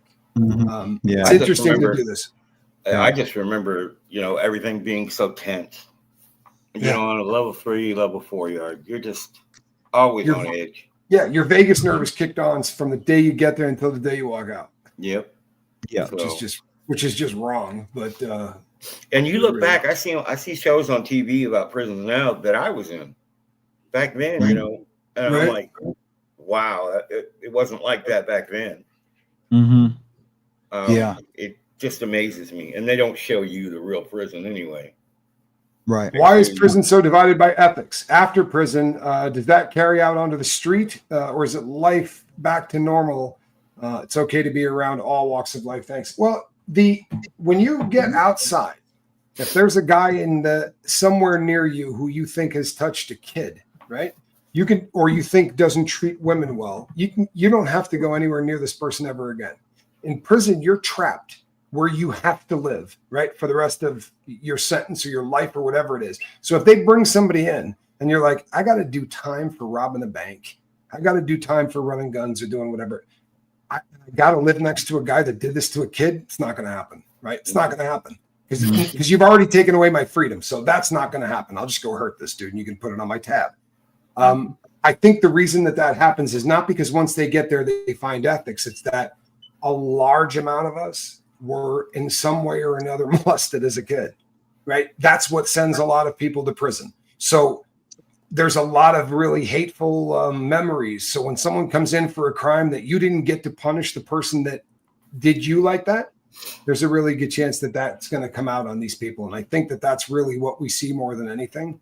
And most guys get back out and instantly go back to crime. It's been my experience. About 8 out of 10 go right back to what they were doing before they went in because they don't know anything else. They don't teach you anything else, right? You're not rehabilitated. You're just warehoused. Yeah. Am I wrong? I'm curious if he meant ethics or ethnic. Ethnics. If it's ethnics, that's just, they do that. Or by race, the prison does that. The prison doesn't want us getting along. No. Yeah. If they can keep us fighting amongst each other, right, then they can just sit back and watch. If everybody got along, then there's 1,300 people on every yard that are pissed off at the staff. If not, you got 300 white dudes, 400 black guys, some Mexican dudes, some Native Americans, right? And everybody's beefing, and they can just sort of sit back and watch us kill each other, and they like it that way. It's a moneymaker. That is. They're not. We don't segregate ourselves, whether you believe it or not. We don't. No. Like if you walked into a federal prison today and just went and dropped butt in the black section, it wouldn't be a black guy that said, what the hell are you doing? A cop would come over and grab you within 2 seconds and go, yo, bro, what are you doing? I promise. It definitely, like even in the SMU where you cannot get out of your cell for any reason. These 2 guys came in on the bus and the guy said, hey man, I'd like to live with this dude. We came in. The guy goes, you gonna live with a black guy? He said, yeah, nope, not gonna happen. No freaking way. Who's next? Like they're not even entertaining that because they know what'll happen. It's going to cause, but that is created not by us. I promise. That's created by them. Mm-hmm. Yeah, it's definitely them. They like it that way. They don't want us. If we're pissed at black and we're pissed at white, then we're all not pissed at who's ever wearing blue, right? Or green or whatever they're wearing at your. But yeah, it's a way of controlling us. And you know what? It shouldn't be a shocker because they're trying to do it to all of you on the street too. You voted for this guy or you voted for that gal, you need to hate each other. If they can divide people, the more they divide, the easier it is to control us. It's no different. Prison is just a microcosm, I promise. Do you think people in prison are using drones? Sure, until they don't, right? Don't answer this question. This chick's crazy, man. This chick's crazy. No, it's my wife. Well, they did it at Victorville. They sure did. At Victorville, and then they came up with a machine. So if you're flying your drone in, it'll just go, gash, and it gets right there and drops. And they're doing this at all of the places, making it real hard to fly. And here's the crazy thing: the one place I was at where they did use a drone to drop something in, and it got busted. And the warden at Mainline's like, "You guys are idiots! You guys are using drones to fly." And the guy had flown in an iPad just full of porn, and what else? Something dumb. It wasn't dumb. It wasn't any. It was no drugs, and it was not. It wasn't a key. A handcuff key or a key to the. Got a vape. Yeah, it was the dumbest. He was like, "Yeah, you guys are idiots, man." Yeah. The trouble is, if somebody drops in a handgun, right? I mean, you could have some very serious problems. Do you know that in 2016 that guns were smuggled into a federal prison twice? True story. They got them. And do you know in both cases, a man used the weapon to shoot the boyfriend of his boyfriend? Yeah. Swear to you. Yeah. You got a weapon and you think, you know what? Thank you. No, I don't want to leave. But that guy that's messing with my boyfriend, I'm taking him out. And they're pretty serious about that too, because just real quick about guns and bullets and stuff. Because someone tried to get me off a yard one time and dropped a kite on me and said that I had bullets in my cell. Oh, and they came deep and hard and fast, and it was like I was like, "What the heck?" It was like 4:30 in the morning, and man, it was crazy. They had guys come in, from the SORT team, and I was like, "What the heck?" And they questioned. I was in the hole for 2 months, and once they realized what it really was, and they and I knew exactly who it was, and guess who got to stay and guess who got to leave, right? Yeah, that's the way it should be. Yeah, that's the way it should be. Do our guards ever get caught and convicted? Can I say this guy's name, you think? Probably not. I can tell you the name of a guy that I punched in the face. I punched a guard in the face, and then he got caught afterwards bringing in dope and a cell phone, and he went to federal prison. In fact, he went to Black Canyon. He went to the cheese factory. How bad has that got to be, right? Oh, they sent him to the cheese factory? They sent him to the prison he worked at. He went right back to the prison he worked at. That's got to be a tough gig right there. Yeah. But they did know it happens all the time. And you know how it happens? The term is turning someone out for a reason, right? It starts out with this guy can make a ton of money. He's just got to do one load. He brings this in, and somebody on the street hands him $5,000 or $10,000 or whatever to bring in a big ass clavo, and you make a fortune or whatever. And then you go, hey, let's do another one. If he says no, they're just going to tell on him. Right? If he says no, he's told on. And they're going to keep bringing it in, and they're going to keep bringing it in. And the first time they argue about price, the first time that the stuff doesn't weigh, the first time that the stuff isn't strong, they're going to turn on the cop. They got nothing to lose. And they can probably get time off their sentence for turning them in. And it's the dumbest thing in the world that a cop could do, but they do it anyway, which is kind of incredible. It is incredible. But it does happen. It happens a lot. My pension. I know. And God forbid you do it with a woman, right? If you get a woman turned out who brings something in, she's going to yell R. Happens every single time.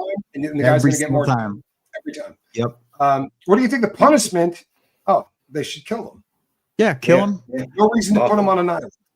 Castrate them first. Send that to their family or whoever. Have it grown. I'm sorry. And if this bums anybody out, science will tell you they can't be rehabilitated. No. So what we do is we warehouse these people just long enough to send them back out to hurt more people.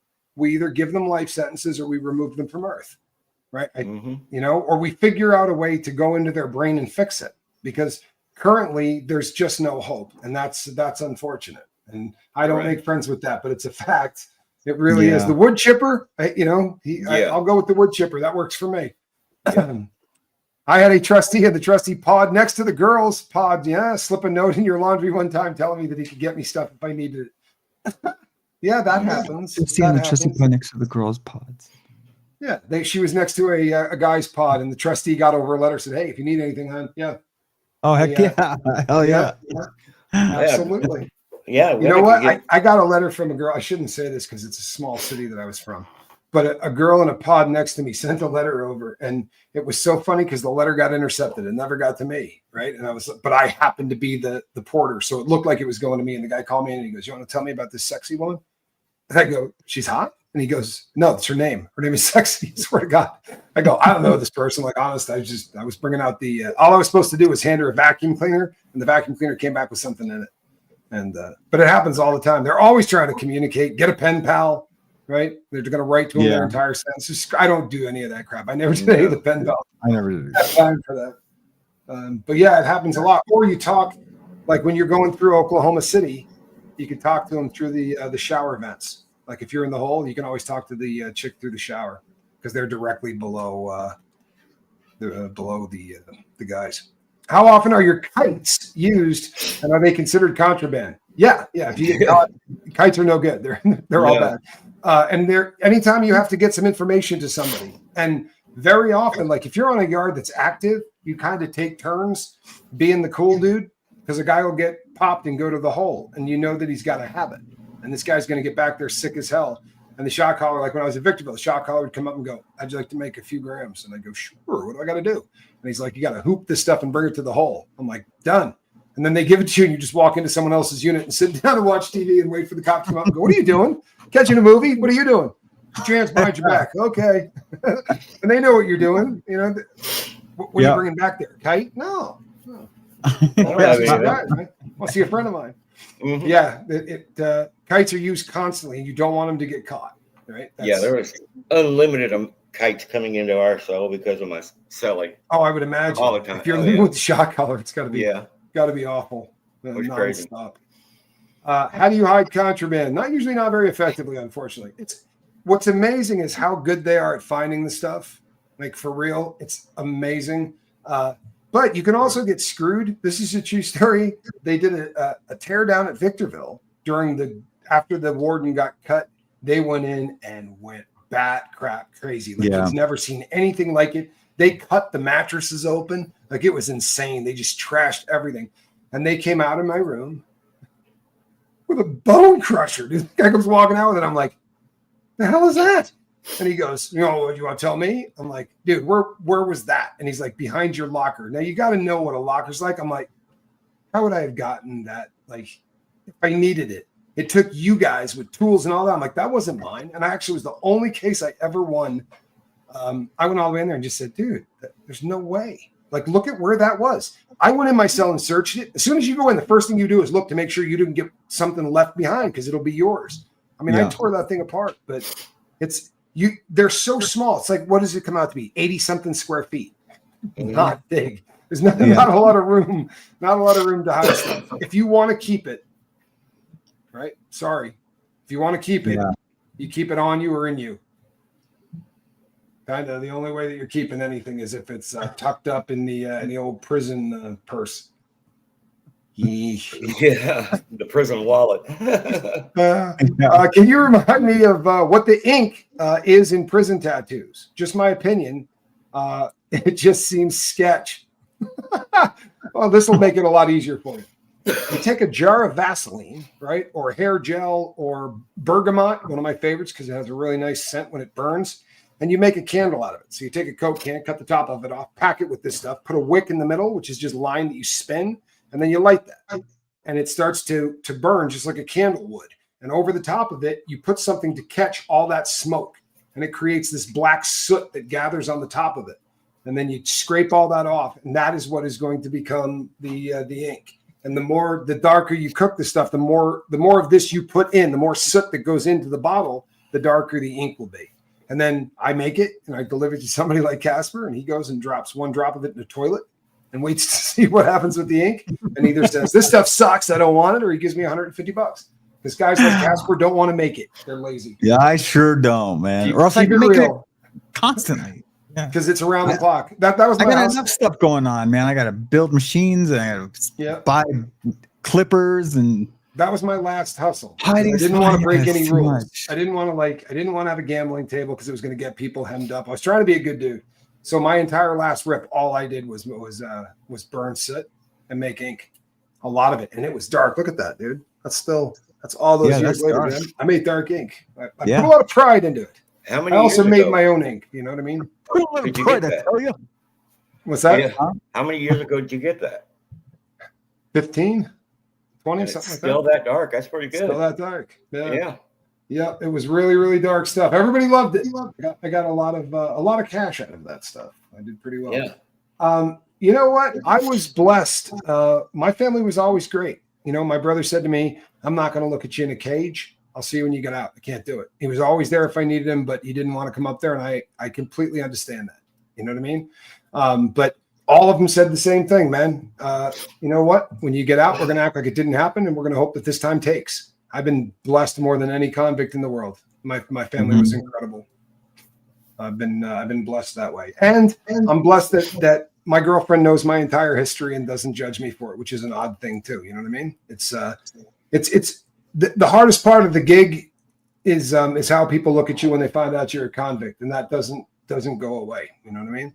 Mm-hmm. Yeah, I really just liked hearing. Yeah, my mom wrote me for the first time, and I hadn't heard from her in years, and I hadn't talked to her in a couple years when I was out, and she wrote me out of the blue, and she just was telling me that, you know, she loved me, you know, and that, you know, that she feels a little responsible, you know, for the way things turned out, and I appreciated that, even though none of it was her fault, or, you know, no matter.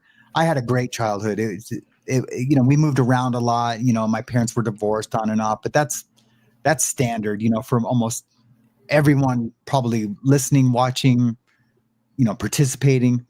And but I really appreciated just her not just coming down on me about it, you know. Right. No you know, judgment. You know, that she didn't say, you know, I'm embarrassed to be your mom, because that's the letter I would expect from my mother.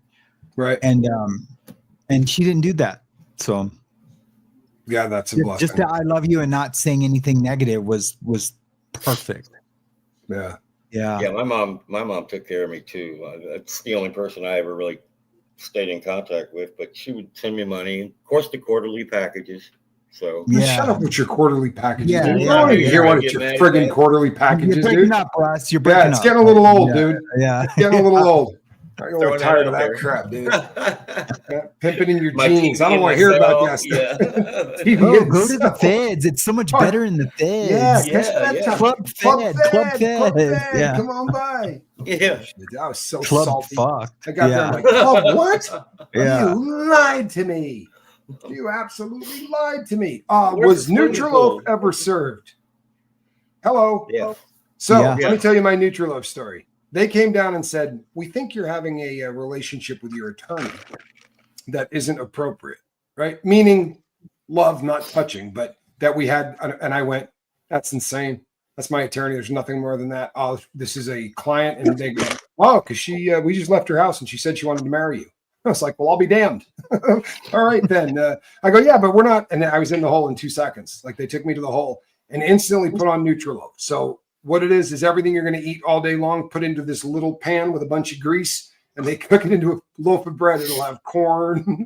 It'll have, potatoes, whatever they're cooking, right? Meat. It's the grossest crap. It's so bad. It's so bad. But I had 30 days of that. And at the third meal, I was like, you know what? No. So I took my shoe off and I decided that I was going to break the sprinkler head off of the wall. If you've not done that, I recommend you don't. They put this fire retardant in there, right? You'll hear guys say it's stagnant water. What it is there's a fire retardant that's in there for like the first 80 feet of the pipe or whatever. Mm-hmm. And it stinks worse than anything on planet Earth. And I'm hitting this thing. I'm like, I can't believe how hard this is to do. Like, everybody tells stories about it being easy, and I'm cracking this thing. And when it came off, I got a stream of water this big that hit me in the chest. And when they came by, it was flooding the cell and it just stunk. And he goes, "We'll be back in about 15, 20 minutes. Chill here." Dude, it was October in Nevada. My teeth were chattering and the cell was just flooding. And they put me on 30 more days of Nutriloaf. I did 60 days of that garbage. Jeez, man. Yep. And I lost a ton of weight. I was at a spot where the Nutriloaf was better than the food, because they didn't use the food itself. They just had like this like pre-made thing that you would get, and that was the hack. The hack was like, no, you tried to get on that, but you really had to act out and do stuff. But I just I held my trays hostage, a couple of times in a row, and And finally, the captain says, that's it. You're going on the loaf. And I was just like, no, man, fuck, I ain't going on the loaf. Right. It's like, no, you're going on the loaf. And man, I was so happy because they Can't had believe to put protein in it. And yeah, it was. I don't care. It so hard to get down. But there was protein, and it was everything your body needed. Yeah, it got you it filled you. Analytical Barney says, nope, I won't be having that in there. Well, here's the funny thing, right? If you go back far enough, that is what they used to make ink out of. I mean, they've gotten smarter, but that is the start of tattoo ink was here's the crazy thing. It will make you sick. Will it not? You get a big enough tattoo. The first time they drilled this in, because we were covering stuff up, and the first time dude put this in, I immediately got sick. From that stuff. I did. And I watched the guy get a back piece, and he was sick for like 3 days, but there was a lot, and it was my stuff, but there was so much of it on his back. It was just stupid, man. Yeah. Nutrillo was the worst thing that I ever ate. As far as I ate a lot of bad food in the feds, but Nutrillo was just, and I ate a lot of it. It really did. A lot. They also would take away it before you went to Nutrillo, because that was the worst of the punishment. They would take away all of my linens at 6 o'clock in the morning and not bring them back until midnight. So you couldn't lay down. There was no mattress. There was no nothing. I got in good shape though. Yeah. Nothing else going on, man. I got in good shape. How many times somebody set your ink after a new tattoo? Once. Yeah. My mother did that to me once. You know what though? I've done it to so many people. Oh my God, I've done it to so many people. Hey, he said it. He didn't. Yeah. And then if you really got to do it, you got to do it right. Yeah. Do you have any? You got any of that Saran wrap? Go get some Saran wrap. Bring it back here. I'll set that. Yep. Some kids were talking about that at my shop the other day. They were just youngsters, never been to prison or anything. I was like, you guys are idiots. Yeah. I just want to tell Margie Barr. Yeah, I totally agree with that, Margie. She's a different woman now. Absolutely. Who is? What did I miss? It was something somebody said to him. Yeah, I just looked over and I never do that, and I just happened to, and I seen it. Yeah. All right, then. Good for you, man. Good for you, man. You haven't heard Nutrillo for decades. Yeah, no, Nutrillo is really foul. But there's you were in for were you in for the liver? Me? Were you in the feds when they were doing liver? Oh yeah. Yeah. And I ate everybody's liver. I was taking liver back for liver sandwiches the next day. I don't know. Man.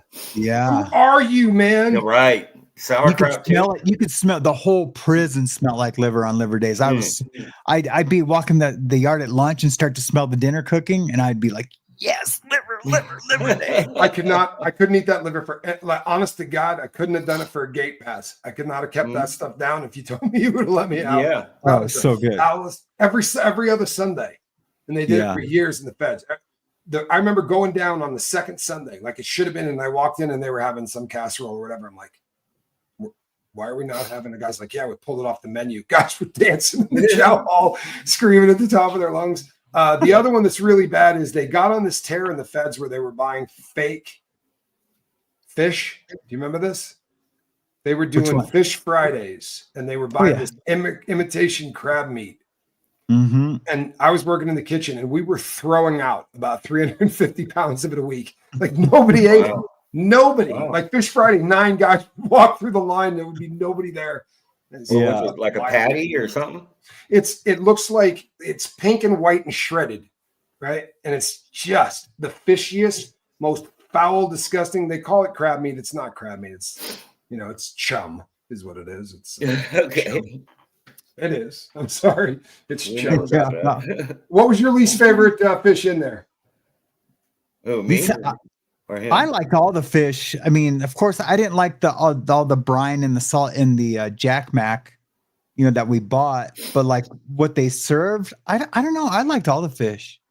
Yeah, I'm institutionalized when it comes to food. No, you are absolutely institutionalized, bro. You're literally talking about having a cast iron stomach. Nobody can eat that stuff, dude. You're the first person in all of my time to say, oh, I like that liver. Yeah. No Really? no one ate that, bro. Nobody. Oh man, it was so good. Yeah, So nobody good. ate that in the state either. Yeah, dude, You know, my dad made me eat liver as a kid. You know, my dad's an old hillbilly. He made me eat liver as a kid, and I loved it then. And Holly Dennison, what you just stumbled into is called Night Yard. My name is Tommy Scoville. That is my friend Sam Yarborough. We call him Casper. Down below is my friend Russ. Russ did time in California in the state prison system there, where he lived with a shot collar and did nice time, where he got packages every 3 or 4 months and had a television set. Casper and I, on the other hand, lived in the federal system, where you get nothing but a great big FU every single morning, noon, and night for the duration of your sentence. Good times, good times. yeah, We're not saying that you had it easier, but let's just revisit here real quick. That is what Casper and I called home sweet home. In fact, I'm not even joking. That literally is what we called home sweet home. exactly. Can Yeah, you pull one up out of the state? What's that? You know what? I don't know that I could. All of the ones so that's the corner shot when you pull up at Lewisburg. That wall you're looking at is 25 feet high, and it is the longest freestanding wall anywhere in America. And there is no bigger freestanding wall for a prison anywhere. It touches no building. That thing goes around everything without touching a thing. So which is really odd, right? There's nothing like that anywhere else. The size of it is overwhelming. There are 9 fields there, like soccer fields and baseball fields. It just is massive. And We got one like that out here. It's a state. It's Pendleton. Pendleton. Yeah. It looks like Lewisburg. It does. There's a lot of those were those really, really old ones. I have seen Brew Baker. I guarantee you that Casper has. Don't make me look bad. Casper's kind of a movie nut. I shouldn't say a historian, I should say. Brew Baker was a great film. Cryptic Tattoo is the name of my shop. Cryptic Tattoo. There you go. Billings, Montana. Way up the sticks. Yeah, it's crazy. 2,000 calories they were giving you. They based our menu in the feds on a 2,400 calorie a day.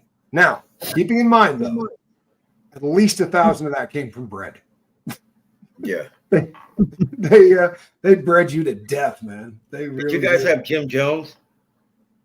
Absolutely. Yeah, the packets. The packets, and they had the coolers. No, we didn't get the big coolers. We just got the packets. But dude, that Jim like Jones the water coolers. It's so bad, dude. Yeah. Guys make candy out of it. It's the nastiest stuff in the entire and makeup. Oh, this is such a great question. This is such a great question. Oh man. Okay. When you look back at your time, what's the thing that smelled the worst? Pita colada. Right? Yeah. Pita colada. Yeah, I could tell you by name, but I won't. I had a JCat cellmate. I just had a guy that he didn't shower, and it was a thing. And you don't want to tell on somebody, right? But you're running out of options. You go. I went to the shot caller and was like, "Dude's got to get out of my cellar. I'm going to kill him. He doesn't shower. He's got issues. He's category J. Dude's got to go." And the funk, right? And it was one of those yards that you didn't want to leave because it was softer than hospital cotton, right? So if I smacked this dude, there was dope everywhere. And at the time I had a habit, I'm like, I don't want to beat this dude up. And fortunately, the shot caller did it. He said to me, he goes, "Listen, go to yard." And I was like, "Oh, I got some stuff I got to do." He's like, "Disappear out of your cell and go somewhere for 2 hours." I was like, "All right, I'll go to the yard." And when I came back, they had gotten rid of him. But I was only in there about a week, but I will never forget this dude. I will never forget. I had to disinfect this cell for days. It was just that. And there was one spot that I did time in that so many people had bled in. They had a tunnel. Yeah. You had to run through, and it smelled like copper. It was just the smell of so much blood that had been let out there. And I remember the first time I walked through it, I went, "What is that smell, dude?" And the cop was like, "Smells like pennies, doesn't it?" I'm like, "Oh, yeah, copper or something." He goes, "It's blood." Yeah. And it was just, they shut that place down. Yeah. Being a porter, I'd have to go in and clean up after, Did you have to take the course and do all that? The biohazard course. Those guys make good money in the feds. Put on the suit. They had to clean up the biohazard. After fights. Yeah. After the investigation's over, so it's sitting probably a week, and you have to go in there and clean up, and it's rotting flesh, basically. Yep. Brubaker, was that the movie where Robert Redford was like a prison warden, and he like went into the prison to figure out the reform? Yeah. Dude, that was a great movie. It was a really good movie. Came out in the mid to early 80s, I think. Yeah. I thought it was like late 70s. Well, thank you, Analytical Bronny. You're fantastic. I really appreciate you. Thank you for all the support.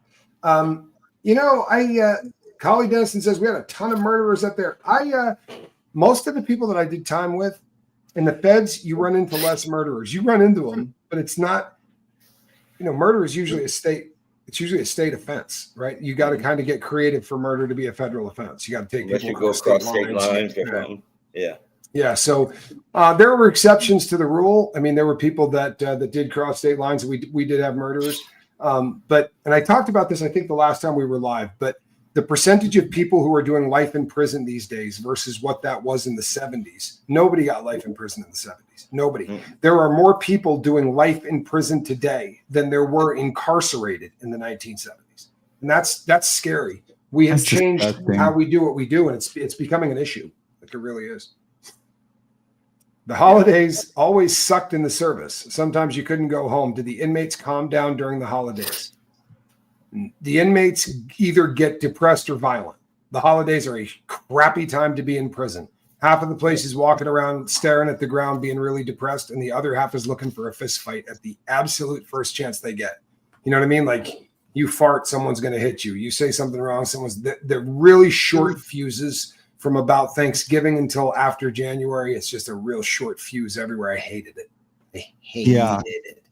Yeah, we usually played a football game on Christmas Day. I think I talked about it before, Blacks against the Whites. And those were amazing, violent, but but they were violent, and they were amazing football games. And because no one took anything personal, but we really got out our aggressions, and they were so much fun, man. They were so much fun.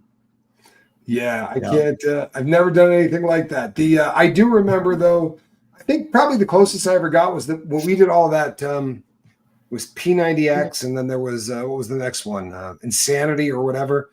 We were doing that stuff in Black Canyon.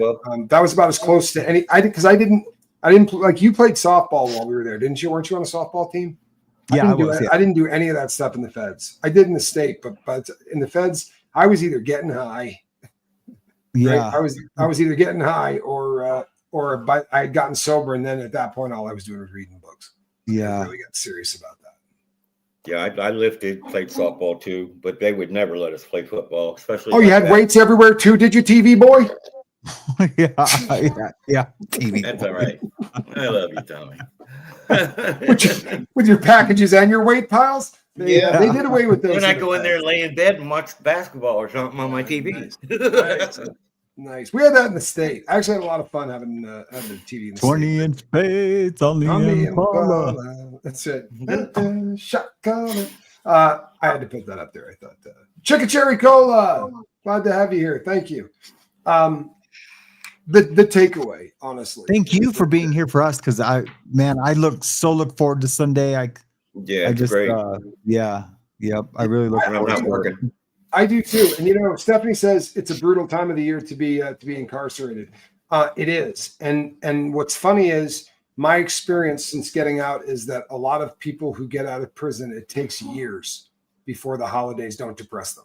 It takes years. And one of the reasons, honestly, that I first started putting up way more content during the holidays, like we'll put up 4 or 5 videos a day if we can, and we do that throughout the holidays, is because there are people, people will give me shit and go, dude, you're doing this on Christmas Eve, taking people away. No, go spend time with your family. But there are people that don't have anybody, and that's the reality. And I have found that. And so we put up because it's tough out here too. It really is. And I'm going to continue to do it. JCP, you rock. I struggle really hard with the holidays. I really do.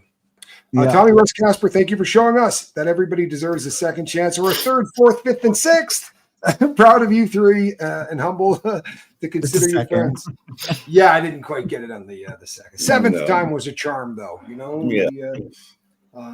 Honestly, somebody said to me, "This is an email I get at least once a week. How many chances do I have to give this person?" And I usually go just until they get sober. Mm-hmm. Right after that, you don't have to give them anymore. Yeah, until that point, you kind of got to keep doing it. You know. Thank you so much for the support. I appreciate that, and thank you, SG. I'm going out horizontal later, guys. Thanks, Swiss Vape. Love you, brother. And thank you for your service. It's an honor to come here and talk to you guys. It really is, man. It is. I dig coming here and cutting it up. And it gives people a bit of an insight, I think, because honestly, if you watch prison movies, you don't have any idea what's going on in prison. They make movies that are so horrifically unrealistic. Thank God it's not like that in prison. There's not somebody getting R-worded every 2 seconds. That doesn't happen. No. And they would lead you to believe that you're going to get stabbed with something, right? It's going to be a body part or a piece of steel, and you're not getting out of here without one of those. And if you're not, like, you can do time and do time. The people that really have a problem doing time are people that are idiots, people that run up huge debts and don't pay them and things like that. You make your time how it is. You make your time how it is, to be sure, right? Program and take care of what you got to take care of. Yeah. And there's a term that guys use all the time where they'll say, dude's hard timing it, right? Mm-hmm. You'll hear somebody, and it's usually they're saying, more often than not, saying it about a friend. You know, another white boy will be like, you know what, we should go grab Casper, right? He's hard timing like a bastard. Let's get him out to the yard. We'll play bocce. We'll do something, because you'll watch people that you know go through it. And while you and I were there, when we were at Black Canyon, the guy hung himself on Christmas Eve. The guy took himself out, and he tied the door shut. Like, this dude got into it. Yeah, he was not going to get. But you know, it's a hard thing. The whole concept of doing time. But this guy, he had done like 9 years of a woman saying to him, "Can't wait for you to get home. Waiting on you." Mm-hmm. You know, that 9, 8, 7, and then at 30 days, she said, "Hey, there's a guy here. He's been here for like the last 7 years. I don't know what you're going to do when you get out. But you're going to have to figure something out." And he just, wow. So that was the end of that. Yeah. There would be my violation. It's rugged. It happens a lot. It really does. I said, yeah, you're right. Okay, I'll see when I see you. Yeah. Mm-hmm. Yeah, exactly. It wouldn't have been heaven. It would, or hell, wherever. Yeah. Well, you know, when we did P90X, there was a Mexican fellow that started out with us, and like 140 or something people started this, and 6 finished it. Like, nobody finished this thing. And I remember day one, because he was huge, I went, "Oh, he ain't making it." But I told a bunch of people, I'm like, "This dude does not make it." And he was like the guys on the TV show. Like, he just went, got 6-pack, like just got into shape. And at the very end of it, they gave prizes out and gave us like protein powders and a bunch of cool stuff. And I was talking to him. I was like, "Dude," I said, I bet against you, bro. I didn't think there was a chance you were going to finish this. And he goes, "My wife left me for the dude across the street." And he's like, that dude's like 290 pounds. He goes, "I'm getting out, walking home and going, 'What's up?' And then getting my stuff and leaving." He's like, "I ain't tripping out of there." Good for him. Good for you, dude. Brother. Good for you. Yeah. And that's, you know, and I promised you that. Yeah. I promised you. Yeah. You probably didn't even want her back, but yeah. Yeah, exactly. But I bet you had a lot of fun. Usually better if you don't. Yeah.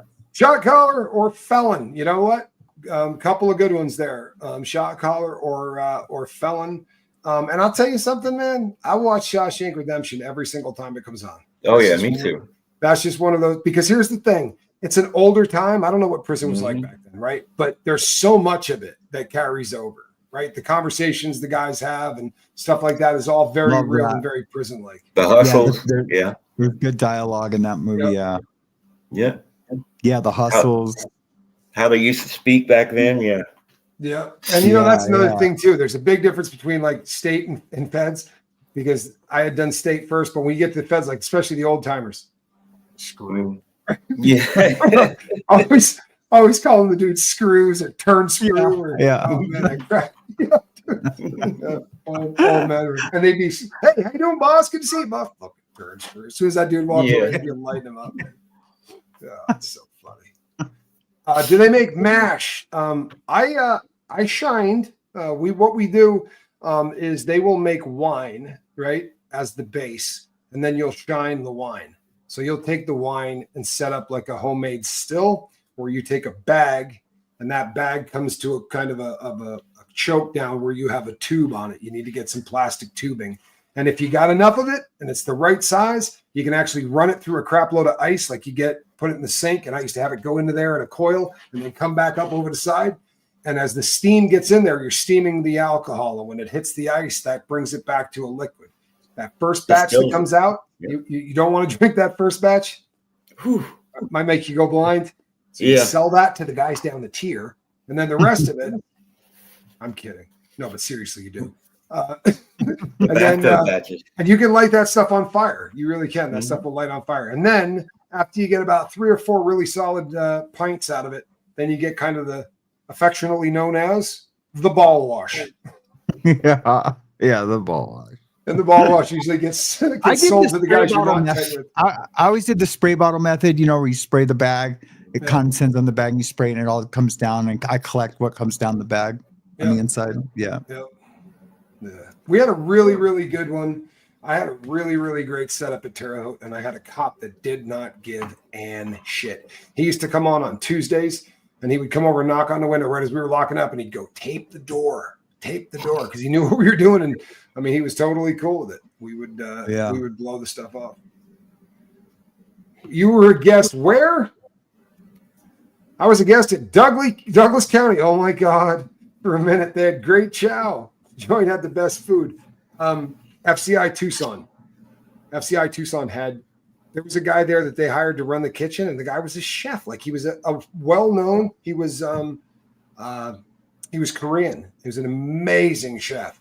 And he got into it. Like, he really put out meals. And it was so small because 2 of the units on the yard were full of people that could never walk the yard, right? So they had an INS building, and they had a woman's prison, and they had nothing to do with anything else. So when they were done feeding, they would come out and go, we got 6 trays left over. Anybody hungry? And they'd literally like walk around and put stuff on people's trays. It was different. When I first got to Terre Haute, they still had soft serve ice cream on the line, the line in the middle. Yeah. They still had soft serve ice cream. They still had the grill. So, you know what I mean? You could get your meat to order almost. There was 2 entrees. They still had the breakfast cereal. They still had the breakfast cereal. You go up and twist it and get all of it you wanted. I remember that. That was when I first, that went away right as I got there. They used to have soft serve. Yep. Yeah. I was fired, dude. Oh, yeah, the good old days. Yeah. They had a soda machine when I first got there. Soda machine? They did. Yep.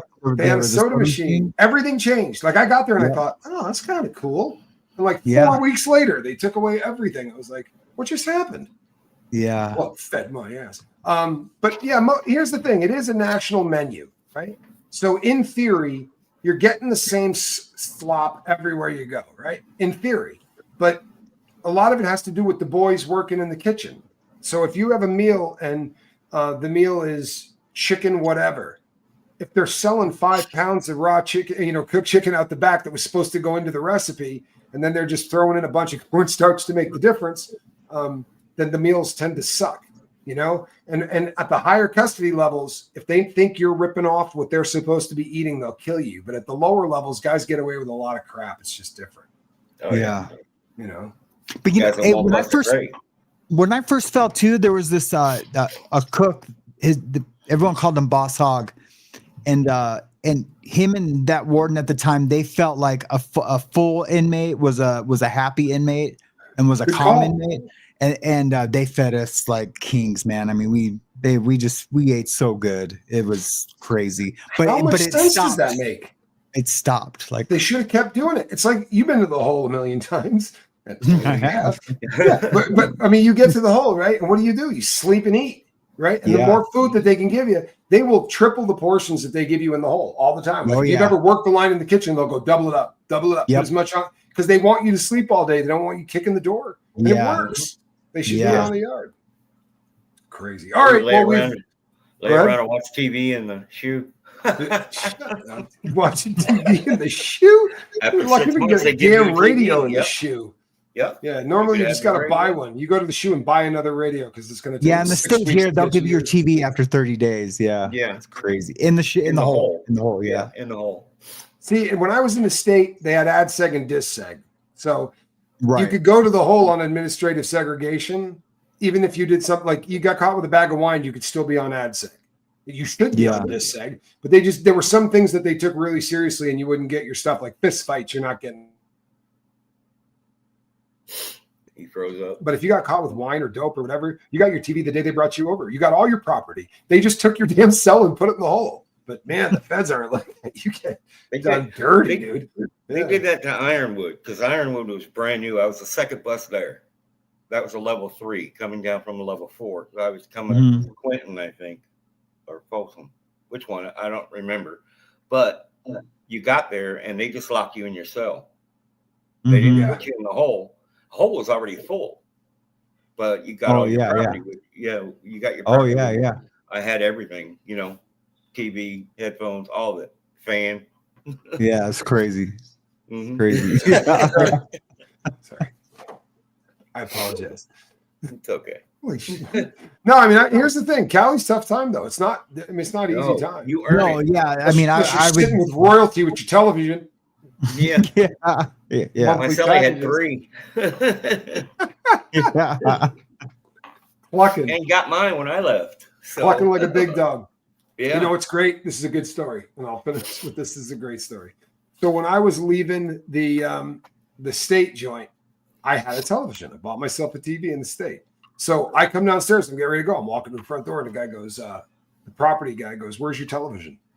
I go, "Oh, my TV broke a long time ago, bro. I threw that thing in the trash." And he's like, "Well, you better go find it out of the trash." I'm like, "What?"